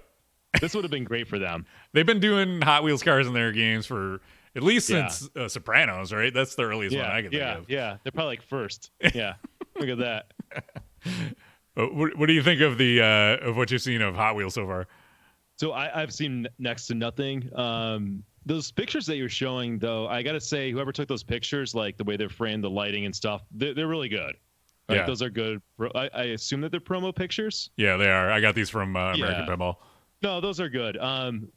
I saw like a little bit of a video, I think a few weeks ago, and I heard some of the audio from the video, and I saw a little bit of the display, and honestly, it looked kind of bad. It looked kind of, the audio was cartoony, or almost like, I was like, is this a pinball machine for kids? I don't know. I think I think they always kind of struggle. There's some disconnect between the gameplay might be fine, the playfield is fine and great, but the presentation, the video, and the audio, I don't know. I think they struggle in that department a little bit. But again, I saw a 20-second clip So I'll reserve judgment until actually being able to really play a game or at least see a good stream of it. Yeah, it's always so hard when you see these like, oh, here's a Facebook Live video of somebody at an industry show, and they're, just kind of flapping the ball around and not really showing off the game in the best light. So, I mean, that's all you have to go on right now. But I'm sure they had more planned as far as showing off this game. But everything's been blown up right now. We're both working from home, and I'm sure everybody else is too. And they're just trying to get back to it. So I asked Michael, their marketing director from American Pinball. He says, I asked like how this is impacting them, and he gave me a little statement. He says, while American Pinball remains in compliance with the Illinois governor's shelter at home executive order, API is still providing technical support and parts and repairs. We are using this time to polish Hot Wheels pinballs to make it even better. As we know, this is a challenging time, not just for our industry, but the whole world. We look forward to Hot Wheels pinball being enjoyed by many when the world returns to some semblance of normalcy. He says, Houdini and Oktoberfest pinball are still available, so you may contact your local distributor for those of you looking for them. But they're doing what they can, working on polishing up Hot Wheels in the meantime. But yeah, everything's kind of on hold around the world right now. Well, I mean, if anything, the pinball machines that do get released going forward, they should all be very polished code-wise, right? They should. They should. Fingers crossed, yeah. It's giving them a little bit of a buffer in the manufacturing phase, right? That applies to I'm not just talking about American Pinball. I'm talking about any pinball manufacturer at this point. The next game that they release should be very polished code-wise. Absolutely. So let's talk about, this is you can't avoid it right now. It's coronavirus, COVID-19, quarantine, staying home. It's having an impact on everything. We're having show cancellations, tournament cancellations. Pinball machines are being postponed. So there's no Texas Pinball Festival that got canceled. And hence no Deep Root reveal. The 5 days of Deep Root yet again evades us. They're gonna, you know what, Kevin? They're gonna have a hell of an excuse when that company goes under. You know what I mean? Coronavirus. Like, let's be honest. They have to be on the ropes between all the people on the payroll, all the numerous pinball machines they're trying to make, the licenses, the fact that their games have been delayed by like well over a year. Right, this has got to be like a death blow for them. I don't know how they can possibly exist after this. Yeah, I mean, you're paying all these people all this money to develop these games, not shipping a product to bring any revenue in. I know that they have there's some other venture that's a part of them, but I don't know how long you can sustain this and keep the party going without actually shipping a product, right? So, Midwest Gaming Classic got canceled. The Ann Arbor Pinball Show that we were planning on going to, that got canceled or postponed. They're going to be running it later in the year, depending on how all this plays out. But it's all still such a question, right? And then the Pin Brew Fest, which we forgot to mention at the top of the show, but that actually got postponed to I got the dates here. It got rescheduled to August 20th to the 22nd. So if you've been following along with us, we've been giving you updates on Pin Brew Fest, and it's still happening, but it's going to be happening at the end of the summer instead of next month. So maybe we'll be able to go. Yeah, I mean, if there's, you look for the silver lining. I would love to go to Pin Brew Fest. First of all, they checked the box from proximity from us, right? Yep. So that's good, and they got beer. And they seem like nice people who run it. So I'm all in on that if the stars align. Yeah, so fingers crossed. Hoping for that. Along the lines of the tournament cancellations, so the Stern Pro Circuit Championship, the finals got canceled, which is a huge thing because I know that's a year's worth of pinball events building up to that, the culmination of that single event. IFPA has canceled events indefinitely. They're not going to be endorsing anything until because they had to. Because there's some people who just aren't whatever. It's like they got their head in the sand. We were still trying to run tournaments and stuff. So yeah, there were people trying to whopperize the pandemic. Jesus Christ, dude! Can you think of a worse thing to do in this situation than to participate in an activity where everybody's touching the same thing?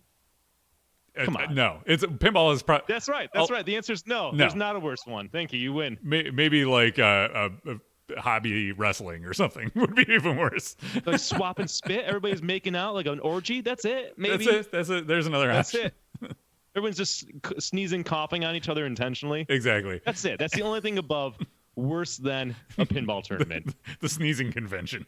Yeah. What do you think? Everybody's asking, like, what's Pinburg's going to be canceled, right? Or is it, or isn't it? What do you think it's going to be? If I had to put money on it, it's going to be canceled. If I had to put money on it. Yeah. But here's my take on this. Better be a little pessimistic, than to keep on having your hopes shattered constantly and kidding yourself.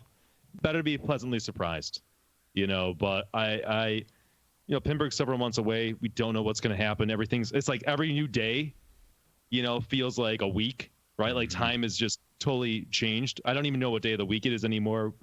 This is the third week for me working from home, and same for you, Kev, right? Yep. We're on week 3. So yeah, it's just, we'll see. Katie Ross in chat. Playing pinball while eating chicken wings and licking your fingers between turns. That's like our monthly tournaments. Dude, that happened at the thing that Nick Kaiser ran at the Flipper Frenzy. You get pizza and you go to touch a game and there's like grease all over it. People were licking their fingers and then playing pinball. What the fuck? Well, anyways, we had to cancel. There'd be no more pinball players. All right. If first of all, the IFPA didn't shut down the Whoppers, people would have held events and tournaments. People would have gone. They're like, you're being a baby, like whatever. They would have gone. Everyone would be dead. That's it. It's a way easier rise to the top of the rankings that way, though. Listen, we're a niche group as it is. All right. We need every single one of us. We're always trying to get more people to play pinball. Let's not wipe us all out. Yeah. Pinball will be there when you're done with the coronavirus. Just hang out, play pinball at home if you got some. If you don't, grab some digital games. I saw Pinball FX released like 3 different packs of games for free that you can play. So that's cool. Download that on Steam. I know it's like you get the itch. It's like, I got to play pinball. So digital pinball is a good solution. Zaccaria, which we've been playing, has been a fun thing to kind of fill that need. Zaccaria is cool because it has online multiplayer. So you and I and Skip and Rudy were all able to play and kind of simulate the competitive experience of getting together and hanging out with your friends. And so it's nice. I mean, listen, if you look at the silver lining, this is happening in 2020 where we have all this technology. Could you imagine 20 years ago this happening, 30 years ago, right? Like you and I were able to play a game together and do a stream together. Like, right, we can still hang out in a way and connect. So we are at least fortunate for that. We have like just more entertainment than I can possibly get through in just services like Netflix. And, I've been playing Xbox. I've played Rocket League with you, which is from like the Xbox Game Pass, and just so many games, right? So, thankfully we can at least entertain ourselves and escape the misery a little bit with some entertainment. Yeah, and we're able to do stuff like this. Like we can still do our show thanks to technology, and it's not quite the same, but you do what you can. It's funny. I watched the news and they got the reporters are in their houses, in their bedrooms, doing the reports, and you're doing the weather out on the back patio, and it's like life goes on. It's a little different, but we're getting through it and we're doing what we can. And I've thought the same thing. I'm it's like between pinball and VR and Netflix, and I resubscribed to Disney Plus, so my son can watch all the Marvel movies on demand, and it's just like there's just all this, all these possibilities to kind of keep us entertained. And while it's not the same as getting together and hanging out, at least we have kind of unlimited entertainment as long as the internet doesn't go down. If the internet goes down, then it's all over. That's Kevin, shush. I jinxed it. Listen, I've been doing my part. All right, I've been doing my part, and I've done more solo pinball streams in the last week than I've done in a year. I think you're shocking people. Really, they're like, "Holy crap, Nick Lane's streaming pinball again." We got a new thing that was born out of a plague. So it's a lunchtime pinball chit chatting with Nick. That's right. So about every, it's not an exact science, but every weekday at 12:30 Eastern time, you can come and chit chat while I play pinball. Spend your lunch hour with me. We'll get you through it. We've been playing some Iron Man. There was a new code on that. We're going to talk about that. I think I was Carl D'Angelo is tackling, trying to get to the wizard mode on Big Buck Hunter. God bless his heart. God bless his heart. He's going to need like lottery winning kind of luck for that to happen. That's not a knock on his skill. That's just how ridiculous that wizard mode is. So him and I reached out to him. I think we're going to do something this weekend. And we're just kind of planning that where I'm going to stream that a little bit and he's going to stream, right? So it's like kind of a challenge, but more or less a solidarity stream. And then maybe I'll do some Big Buck Hunter next week because I just think there's not enough Big Buck Hunter now on the internet. I mean, you're ahead of the curve. You're kind of a big buck hipster. I always am. I had Swords of Fury before it was cool.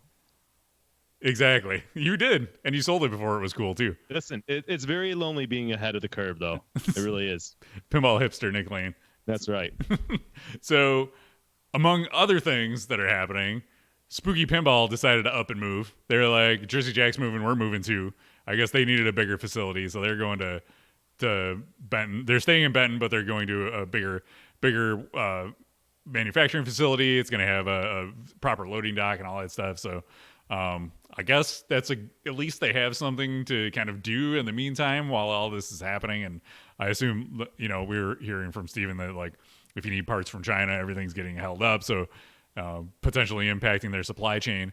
And so at least in the meantime, they can be kind of ramping up to gear up production in this big new facility on Rick and Morty, right?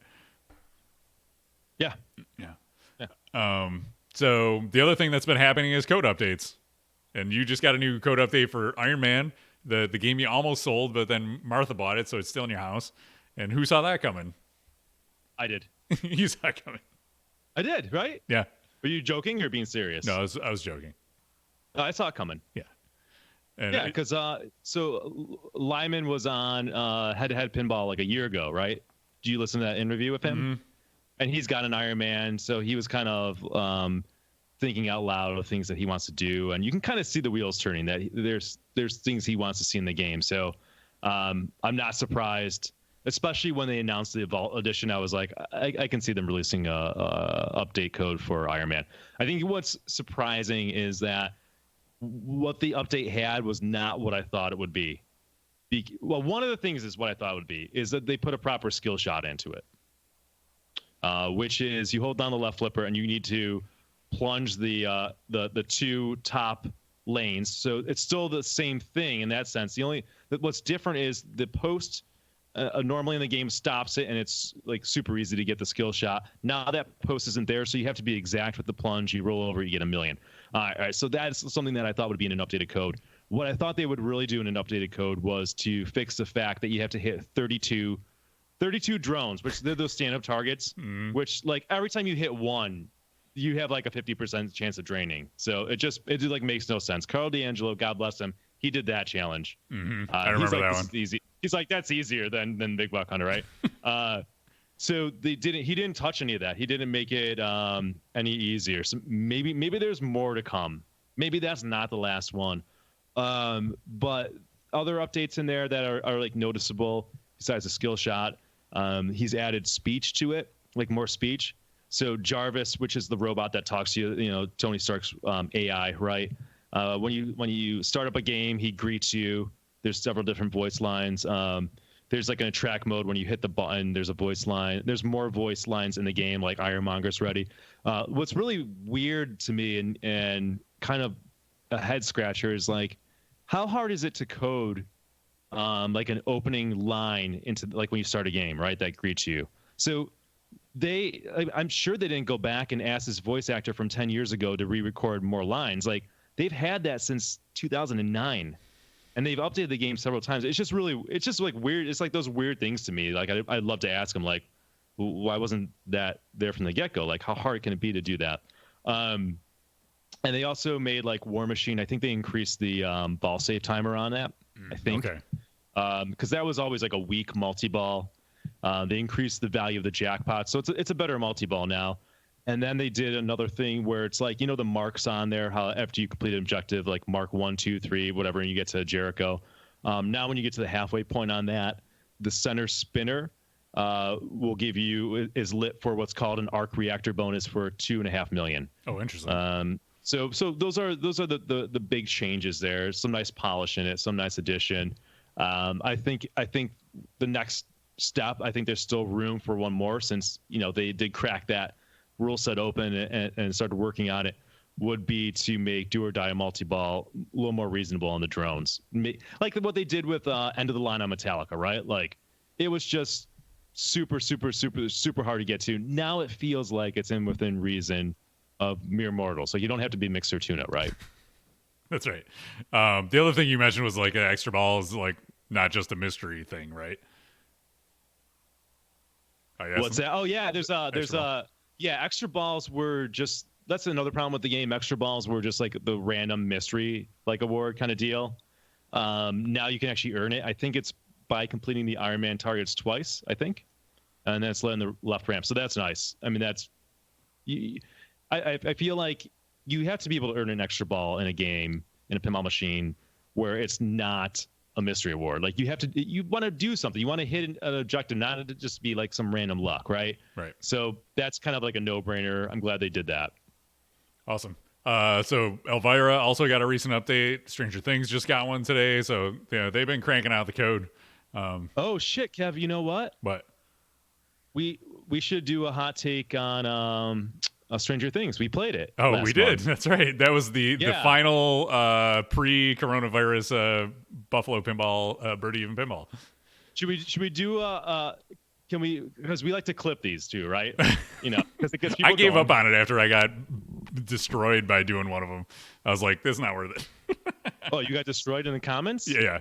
No, that's the best, I think though. Pinside lost their minds, surprisingly. Good. Give them something to do. They're bored, Kevin. That's true. All right, we'll give them something to do. All right, let's talk about edge. Depression's kicked in. Everything. Just put them over the edge. Stranger Things. We've played it probably 4 games each. Let's give some impressions. All right, this is a hot take on Stranger Things. So we played 2 hours. We were in front of the game. Mm-hmm. You know, some of the time we were playing. We did this on the stream, and this is the LE version, so we can only speak to the LE. Going into Stranger Things, we've heard nothing but bad things about it. Nothing but bad things. Especially the Pro, because I think that's what people had most experience on, right? Because they were on location. We're talking like just lack of code. We're talking the Demogorgon, just you couldn't get it in its mouth or whatever. Things were falling apart on it, like just terrible. Mm-hmm. Shots aren't great, all of that. So, yeah, the up post that was supposed to hold the ball is just flying out. So our level of expectation couldn't have been lower, which is not a bad way to go into a game, right? You know, because you're not expecting much. So I will say this. First of all, in seeing the LE, so the LE has a projector on it. And it also had, we're playing James' game. He had to go out and spend like almost $300 to put in the UV lighting, which is stupid, after buying a fucking LE, which is how much, Kevin? Like $9,000? Probably somewhere around there, yeah. What a kick in the, what a kick, whatever. All right, I'll stop there. But it looks good. Like the projector it's a cool idea. It's used in a unique way. It's not just like the projector on a screen in front, that thing that comes down that blocks the Demogorgon, but it's on the ramps. It even was projecting on the spinner too. I don't know. I thought like, that's something new. It's pretty good. It's a good-looking game, I would say, the LE. Now, obviously, the Pro doesn't have the projector, so it's going to be a different story. That was pretty good. The shots seemed fine to me, in terms of like the flow and the function of it. But that was after James spent 20 hours getting them to feel that way. Oh, I was building up to it. Sorry, I couldn't hold it in anymore. We started low, then I'm pushing up. And then I'm just gonna come like a child and knock over like all the Lincoln logs. All right, I'll just sit back and I'll let you build. But it's true. It's just nonsense. So, all right, here's the deal. Here's the truth behind Stranger Things. So it looked pretty good. Shots weren't bad. The code was just very basic and needs a lot more. Fine, whatever. That seems like a lot of Sterns. Here's the problem. So James was the person we went to the house. You can watch the stream. Dr. Ben was there too. Dr. Ben bought a game. They both got a game. They both told us that they spent 12 hours each getting their game to work properly. And I was like, really? Like 12 hours? They're like 12. And James kind of was like, he's like, honestly, it's probably more closer to 20. He said that in 100% serious. He's not exaggerating. Think about this. The dude bought a $9,000 some dollar, whatever, $8,000, $8,500, whatever. I don't care if it's $100. All right. What product do you buy that's not a build your own thing that you have to then spend a minimum of 12 up to 20 hours getting it to work right? It's crazy. It's crazy. It's just it's unacceptable. And if you're not spending that time, then you probably don't know the difference, right? You don't know any better. It's just like, okay, this is how it plays. I'm going to play it. But yeah, even that, like during the stream, he's like, oh, let me take this thing off because I was messing with this, trying to make this play better, and it's not working. So even during the stream, he was making little adjustments to it. Yeah, dude, he was holding he's like, he was on edge. He's like, I just hope it holds up through this 2 hours. And you could see him like, he's like looking at it. He's like, like things aren't working right. Dude, God bless those two guys. They're Stern fans. They both have the means to buy like new games all the time, and they can buy LEs. But you can tell they're just at their wits' end with that. Like these are the best Stern customers, like some of the best ones, right? Yep. Here's the thing, dude. Stern had to have known that these were broken, and yet they shipped them anyways. This is 2 for 2. You can go on Pinside and read the forums and read the reviews. You can look at all the ones on locations that operators are struggling with that people have sold. Stern didn't. They don't. Here's what it seems like, and tell me this is any other way. They don't care. They shipped for whatever reason. They didn't spend a few more months to fix it. They didn't care. They just shipped it. That's fucking ridiculous. That's why it's hard to talk about that game and see past a lot of other stuff when you hear that. Like I wouldn't say just steer so far clear of that game until you get some kind of confirmation that it's fixed and they've addressed it, because that is absurd. Yeah. I don't know, man. There's 12 hours of your life for a brand new game, up to 20 of which James probably spent. Yeah, it's ridiculous. I'm a fan of the series, so like this is a theme that interests me. I would be, it's not one of these games where I'm like, oh, it's a theme I don't care about, I will never own it, or that doesn't influence me. It's like, oh, Stranger Things, cool, let me take another look at this. And the first couple times you play it, it's like, this is kind of interesting, especially the LE, like you mentioned. It's got the projector. It's like something new I haven't seen before, like new things in pinball that I think they implemented it well. Aside from the stickers that fall off the stand-up targets, but the graphics, like they it's very seamlessly integrated into the game. Like the arrows come up on the ramps, and the stand-up targets light up with fire, and it's really cool. And like the atmosphere of the game is so cool, especially when you go into the upside down and the UV lights come on. It makes you feel like you're in the show, which is what you want out of a game like that. Some of the design decisions, I think, with the screen are weird and inconsistent with the show. Like it's got a very 80s feel to the screen, but it's like the 80s how we think of it now, rather than it actually was. It's like retro Correct. wave 80s versus like actual 80s. Correct. Yeah. You're right. I know that when we part of the stream, James has a nice lineup of games, right, along as well. And I'm looking at Stranger Things. I was like, man, this looks really nice in the lineup. Like it's just a visually nice game. It's too bad, man. I have trouble getting past that. If I can force myself to get past it, the rules are really just basic. I mean, there's stuff missing from it. So that's just another knock on it, that the game just wasn't ready to be released out into the world. So why buy it now? Why would you possibly go out and get this game? Well, that's why they do the LE model. So you go, I need a limited edition so I can have the little plaque on my wall of LE games. So I must run out and buy it as a theme I love. I need the LE, so I got to buy it now. Otherwise, I might miss out. But if you're not an LE buyer, no rush for this game. Definitely, just hold off. Get a premium down the line if it's your ultimate theme. I do think I would. I haven't actually played the Pro yet, but after seeing the LE, I think if you're gonna buy this game, the premium or LE is the way to go because of the projector. It's just like an interesting feature that you're not gonna get in another game. But you got to see where the game goes. There's so little in the code right now. It's so basic. It's just like 3 modes on each side, a couple multi-balls. The Demogorgon's cool from like a obvious thing to do sort of perspective. Like, oh, I shoot these targets and the thing comes down and I I attempt to shoot it in the mouth, and hopefully it goes in there. I was able to shoot the Demogorgon a couple times in the mouth, but they have the meter now where even if you don't hit it, it takes damage, which is good. Right. Smart. Yep. So yeah, there's so much dependent on game setup on that game that if I could see why people playing on location, if an operator just gets it, throws it out there, and is like, here you go, have fun, and you can't shoot the Demogorgon, which is the main feature of the game, you're like, this game sucks, I'm not going to play it anymore. And the code's so basic, it's there's not that much to do, and it's pretty unbalanced. So this is a wait and see, and maybe, but it's a very questionable maybe. Yeah, it just scares me that they released a broken game like that. Because I feel like Stern had been getting better with their quality control, and then that just crashed into the mountains.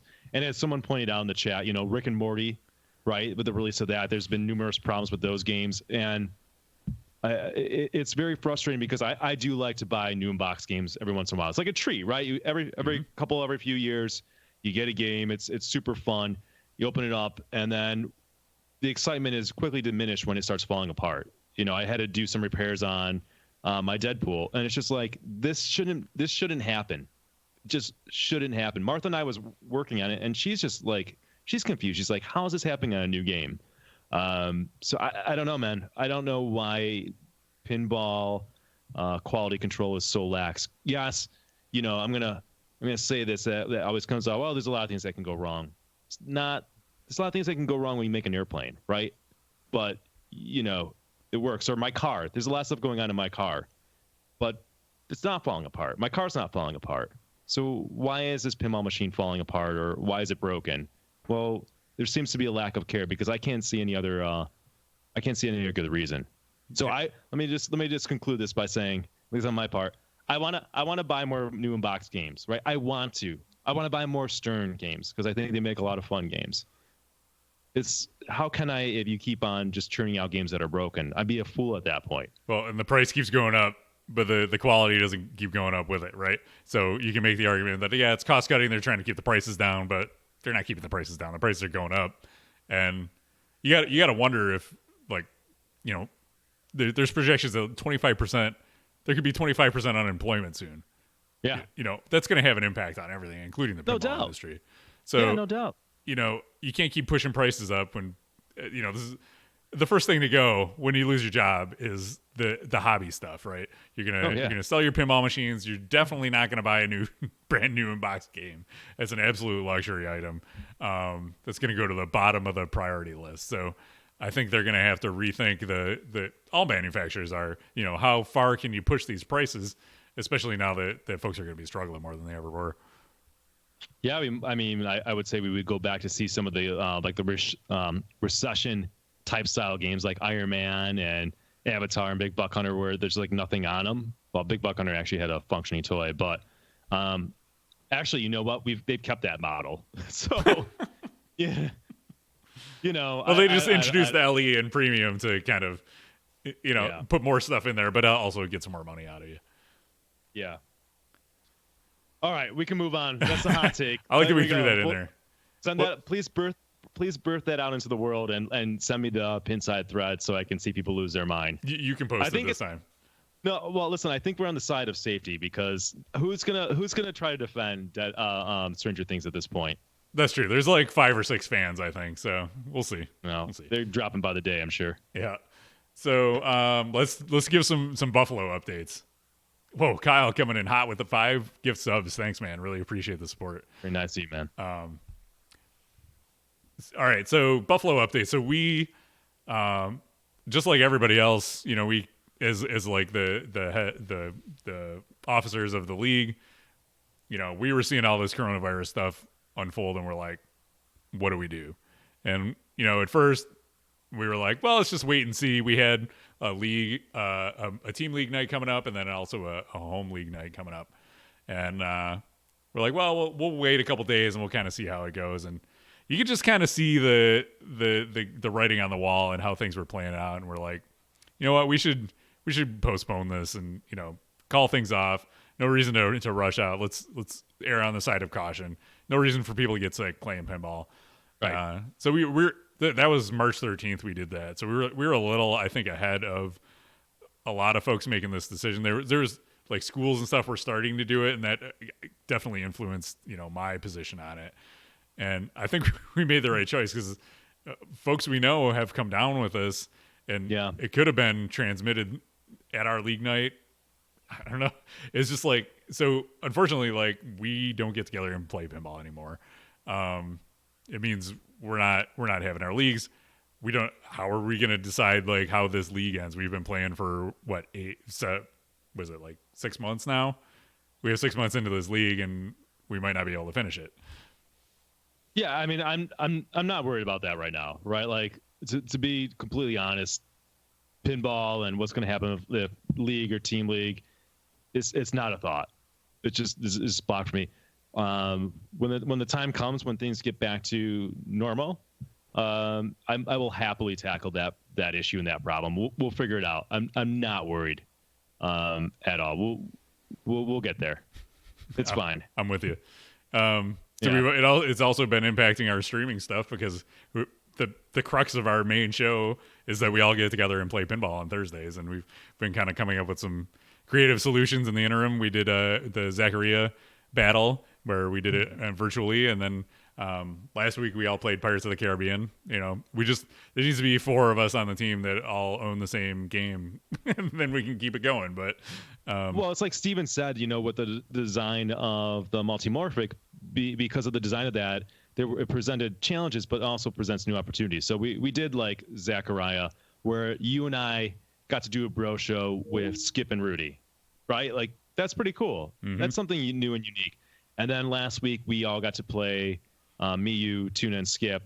We did a 4-hour stream. We each took an hour, and we did Pirates of the Caribbean. Like, I love the bro show because I get together with my good friends every Thursday. Like, that's what keeps me going, and then we just turn the cameras and other people get to join us, and the people who join us have become our friends, right? Mm-hmm. We have all kinds of inside jokes and all that. It's great. So yeah, I think we're doing good so far. Yeah. I think the bro show usually ends end of May, so we gotta just coast to then. Maybe, I don't know. Maybe there's more podcasts, but what the hell can you even talk about? I know we're gonna become what we don't want to do, so that's an option. Exactly. I enjoyed the Zaccaria pinball. I think the viewers liked it too. That's pretty good because I get to put a VR headset on and play pinball, which is like everything. We just need to have you stream it. It's unfortunate that the Zaccaria has issues when you stream it and do the VR at the same time, because I think people would really enjoy watching you play VR pinball. Maybe you should just do that once for fun. Yeah, I agree. I'll try to reach out to them again to see. I doubt they're going to fix it that quickly or anything like that, but that's like the one VR game where the way the software works, like streaming doesn't work. It messes it up. Is it? Yeah, too bad. The multiplayer is still in kind of like beta. It's not fully bug free yet, but for what's there, it works really well. Agreed. That's one of the unfortunate hang-ups. But I have another idea for Zaccaria and how we could do it in an interesting way. So I'll talk to you. I don't want to spill the beans yet, but we can talk about that offline. All right, so that's how it's impacting us. So it's also impacting us in our game rooms and game room updates. And I know I'll let you kick it off this month. I usually go first with game room updates, but I know you and Martha have been doing some game room updates. Normally this is the tale as old as time for me, but I joke about I had to get another adult to help me fix my pins. Well, that's true, but my biggest problem is I can't raise the pinball playfield because my stupid ceiling is just like this much, less than an inch too short. So to work on a game, somebody has to hold the playfield up, and the other person has to work on it. So that means I can't do it myself. I can't even make an attempt to do repair by myself. So you end up helping me a lot, or I had to get a pinball repair person over. So of course, like day 2 of the quarantine, Martha's like, so something, the cover for the ramp on Iron Man, Deadpool, which prevents the ball from going flying on the left ramp, that fell off. Great. Another part fell off. When we did the stream, a part fell off from underneath it. Yep. So, new game, shit's just fucking falling off. Whatever. New inbox experience. Glad I spent, over $5,000 on that. So yeah, we had to fix it, and we did. like a big boy. Look at you guys. I did it. I'm really proud Yeah, of you. good teamwork. And then I got so cocky, we installed a shaker motor. Oh shit. That was easy. Yeah. But we did it. I remember I got a Facebook message from Martha just out of nowhere. She goes, "How long should it take to install a shaker motor?" I'm like, it's 4 screws and a connector. It should take you like 15-minute max. I was like, so if you guys are doing it, give yourself 30 minutes. You should be good. How long did it take? Like 15. There you go. Yeah, it's easy. Yeah. I wasn't worried about that. Because I installed a shaker motor on my Iron Man. That's before they had the pre-drilled holes. Oh, geez. That's a pain in the ass. Yeah, that sucks. That's why I don't have a shaker motor on Big Buck Hunter, because I don't want to ever do that again. Just like reaching in there and dealing with that. It's not fun. Putting the T-nuts in and all that crazy crap. Yeah, and I got a Pin Stadium kit that I'm going to put in Deadpool. Ooh. Because I want to show it off. That game needs it. So that's going to be the next thing we do. That's easy. Is that so? After Big Buck, you think Deadpool will be the next chit-chatting with Nick lunchtime stream? Yeah, I think Big Buck Hunter, because people mentioned they want it and it seems appropriate. So next week is going to be probably chit-chatting. What is it called? Lunchtime pinball chit-chat with Nick on Big Buck Hunter, and then probably Deadpool, and somebody wants a Jungle Lord, so we'll do that. Oh, there you go. And then I'm going to slip this in too, Kev, because that's how I slip it under the radar for a game room talk. Of course, I've been playing VR, and Half-Life Alyx came out last Monday on the 23rd, which was a momentous day. I had taken the day off for it, even though with the quarantine, I still took the day off.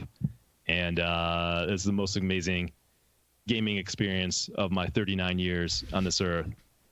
Single player, at least, for sure. Highly recommend it. I just beat it today, finally. And I was spamming our YouTube channel with videos of the upload and sharing that. So I'm not going to do that anymore because I don't want to piss people off.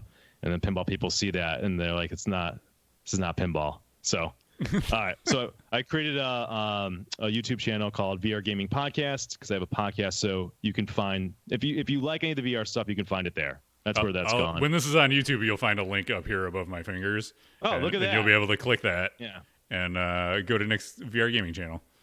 And then I'm done streaming because I would stream once in a while gaming on Buffalo Pinball. So did the same thing on Twitch. So there's VR_gaming_podcast.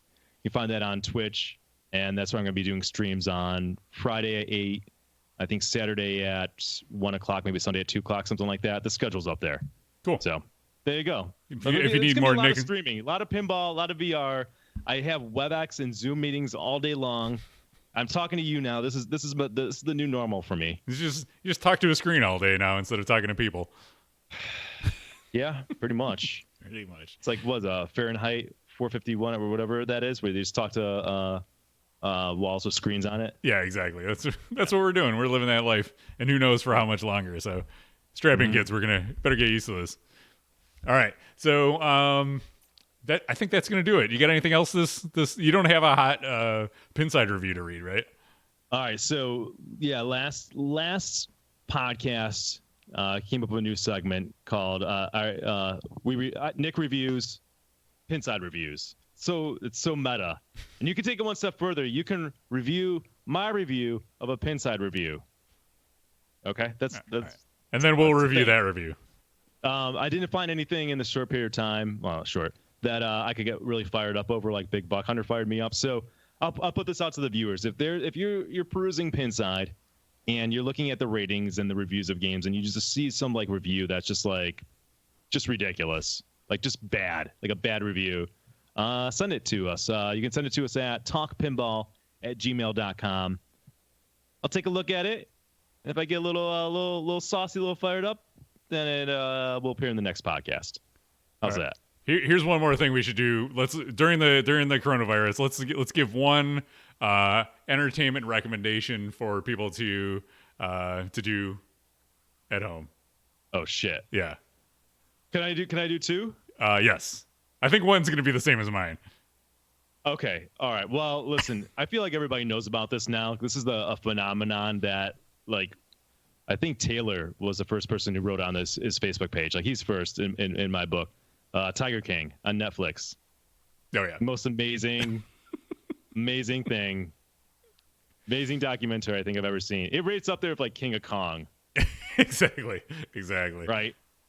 Yeah. If you need, it's just like the ultimate train wreck mindless. Like, I'm just going to turn it. I want something to just binge watch and take my mind off everything. Watch some Tiger King. And if you haven't watched it, there's your second recommendation. Watch King of Kong. I gotta say that fucking bitch Carol Baskin. no spoilers, but she does some That's shit. all I'm saying. She does some shit. That's all I'm saying. All right, what was your second one? Well, I can't top that. But you can entertainment things. I've realized you can play like some board games that are in apps. I was playing with Rob Metzler and some other friends. We were playing Spyfall last week, which you can do that if one person has a copy of the game. So you can do these things. Yeah, you can do these things where you can see people through like Facebook chat or Zoom or whatever else you want to use, or Skype. Cool. I got another recommendation along those lines. So it was my son's 13th birthday. And well, I'll give a couple examples from things we did for his birthday. So if you got a tent and you want to camp and you don't want to go outside, it's too cold, you can set up a tent in your game room. That's what we did. We camped out in the game room for his birthday. He loved it. You keep the kids busy. The kids are like, oh, it's amazing. I'm going to go in here. I'm in my little fort. Kids love that stuff. They'll leave you alone. You can go to work. The other thing you can do is I got an escape room in a box. I feel like Nick Lane would be proud of me for this. So it's a game you can play at home. It's just it's like an hour long to solve all these puzzles and unlock these boxes, and it's literally called Escape Room in a Box. There's two versions. This was the werewolf one, and there's another one that's like 80s themed. Okay. Yeah, so like if you the want werewolf to games, like based on the werewolf games that we've played before, like the One Night Werewolf, or I thought it was going to be, but it really wasn't. Gotcha. The concept of the game was you were infected and you were going to turn into a werewolf unless you found the antidote before the hour was up. All right. And the antidote was in this box, and you had to solve all these puzzles to get through it to unlock the box. My son is a huge escape room fan, so that was a fun thing to do for his birthday when we were all alone. So if you're at home and you got a couple people at home with you, you're not living solo, then that's a fun thing that you and the folks in your home can do. So there you go. Good idea. I like that. Trying to put out some ideas and help people. That's right. That's what we do. Very good. All right, so let's wrap it up. So if you haven't yet, you can follow us on all the social media stuff at the bottom: Twitter, Instagram, YouTube, Facebook, and Discord, wherever you want to come and hang out and chat during the month. I will say the Discord has been fun during the quarantine. It's a place for us to all like hang out and vent and just have a good time and share memes. So if you want to get away from the nonsense on Facebook and just focus in a little more narrow, you can come hang out in Discord.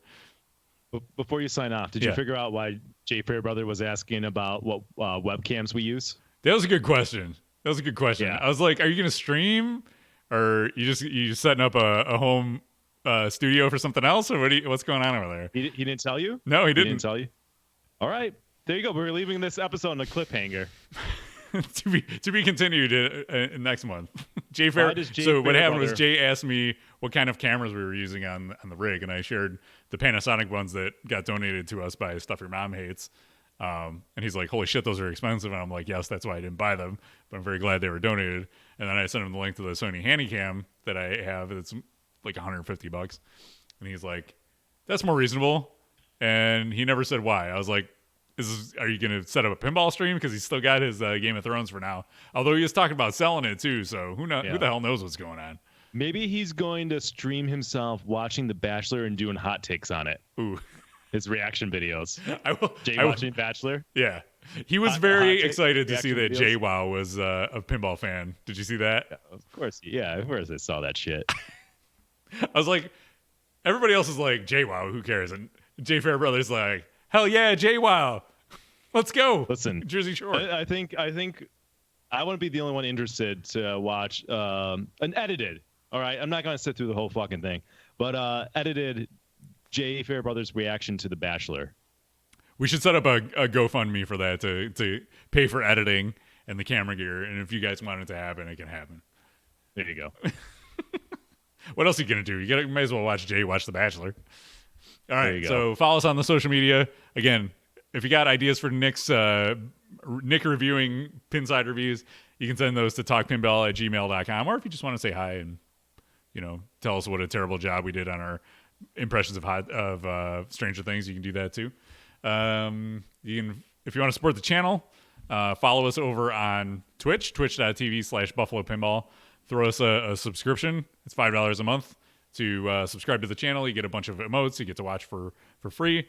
Also supports what we do. If you have an Amazon Prime account, you can share that at no extra charge. You get a free sub to any channel once a month. You can share that with us. We would really appreciate it. You can also just send PayPal donation to buffalopinball@gmail.com. We appreciate that. I used some money to buy a new stand because my rig fell over when I was doing last Thursday stream. I had like a breakdown last Thursday. Can you walk us through that? I want to hear the behind the scenes of how that all. Yeah, unfolded. you didn't hear about it, right? No, because we don't talk anymore. So right. So I haven't. Well, we don't get tacos, which is really killing everything. Right. Yeah. So I haven't streamed for a long time. It's been a while. I mean, I set one up maybe like 2 months ago. What was the first thing that went wrong? Oh, I hooked up my computer and the Brio webcam wasn't working. Okay. So then I spent time trying to get that to work, and I was proactive. I gave myself like an hour and a half to get ready for the stream, more than enough time. So after messing around with that, then I had to scramble to find like one of the older webcams, bring that out, and that's broken. Like the what do you call it? You screw it into the rivet. I don't know. Whatever. Yeah, the threads underneath are broken. The threads were gone. The threads were broken. So then I had to find. I finally found another one. Got that in.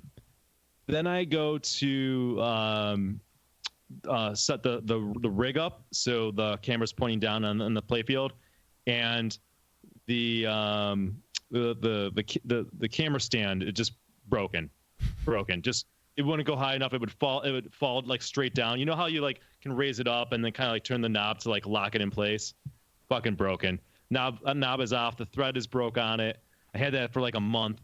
Now I'm starting to lose it. Then things are like tipping over like from the weight of it. Then I have a problem with XSplit not working or loading up properly. I think I loaded up the wrong email in there. It was bad. At one point, I was taking a hammer to the thing that is supposed to get threaded into the stand for no other reason. Like in my mind, I'm fixing it, but really, I'm just give me a losing hammer. my mind. Give me a hammer. So I was really looking forward to that night. I legit was. I was gonna watch all the streams. I watched yours, but the other 2 hours I spent just cobbling together a stream, and you can just see me that night. You can go back and just watch my segment. Because XSplit, I just pulled it together in the last like 10 minutes. So like the screen on Pirates, the display, it's all washed out. It was terrible. Because I had it set up better, but then I had to restart everything. It's all washed out. You can't even see it. I didn't even notice until afterwards. I'm just in a terrible mood. Yeah, I don't know. I cobbled together a good game though. What did I have? You did. You went over 2 million. I had like Tuna had 2.9 million. I had 2.7. Right. So here's the funny part. I don't think I told you this. I won't share names, but I got a Facebook message for somebody during your stream, and they said, "Is Nick okay? He looks like he's going to kill somebody."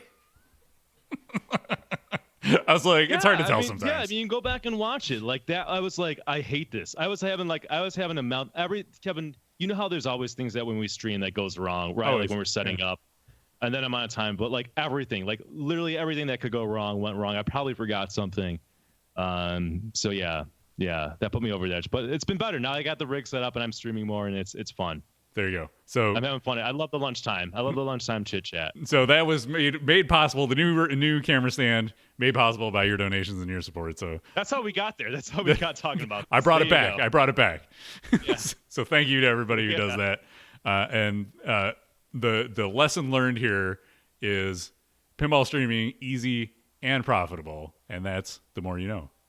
Dude, when I was doing that, I was like, why would anybody in their fucking right mind? We started this 5 years ago, and we had a mission to help people. We've been doing it, and we get together as friends, but you got to be out of your goddamn mind to stream pinball. It's a pain in the ass. That's why streaming VR has some challenges, but it's way easier. Which is crazy to me because I see you with like all this gear on and like the computer hooked up, and you got to hook up the stream to the VR so you can see it with the chat while you're playing. I'm like, it's crazy to me that that's easier than pinball. Yeah. Yep. So there you go. Everybody play along at home. All right. Until next month, hang out, wash your hands, no high fives. You just say hi from across the room. And Don't be a dummy. We'll all see each other again in person soon. Don't be a dummy. Bye, guys.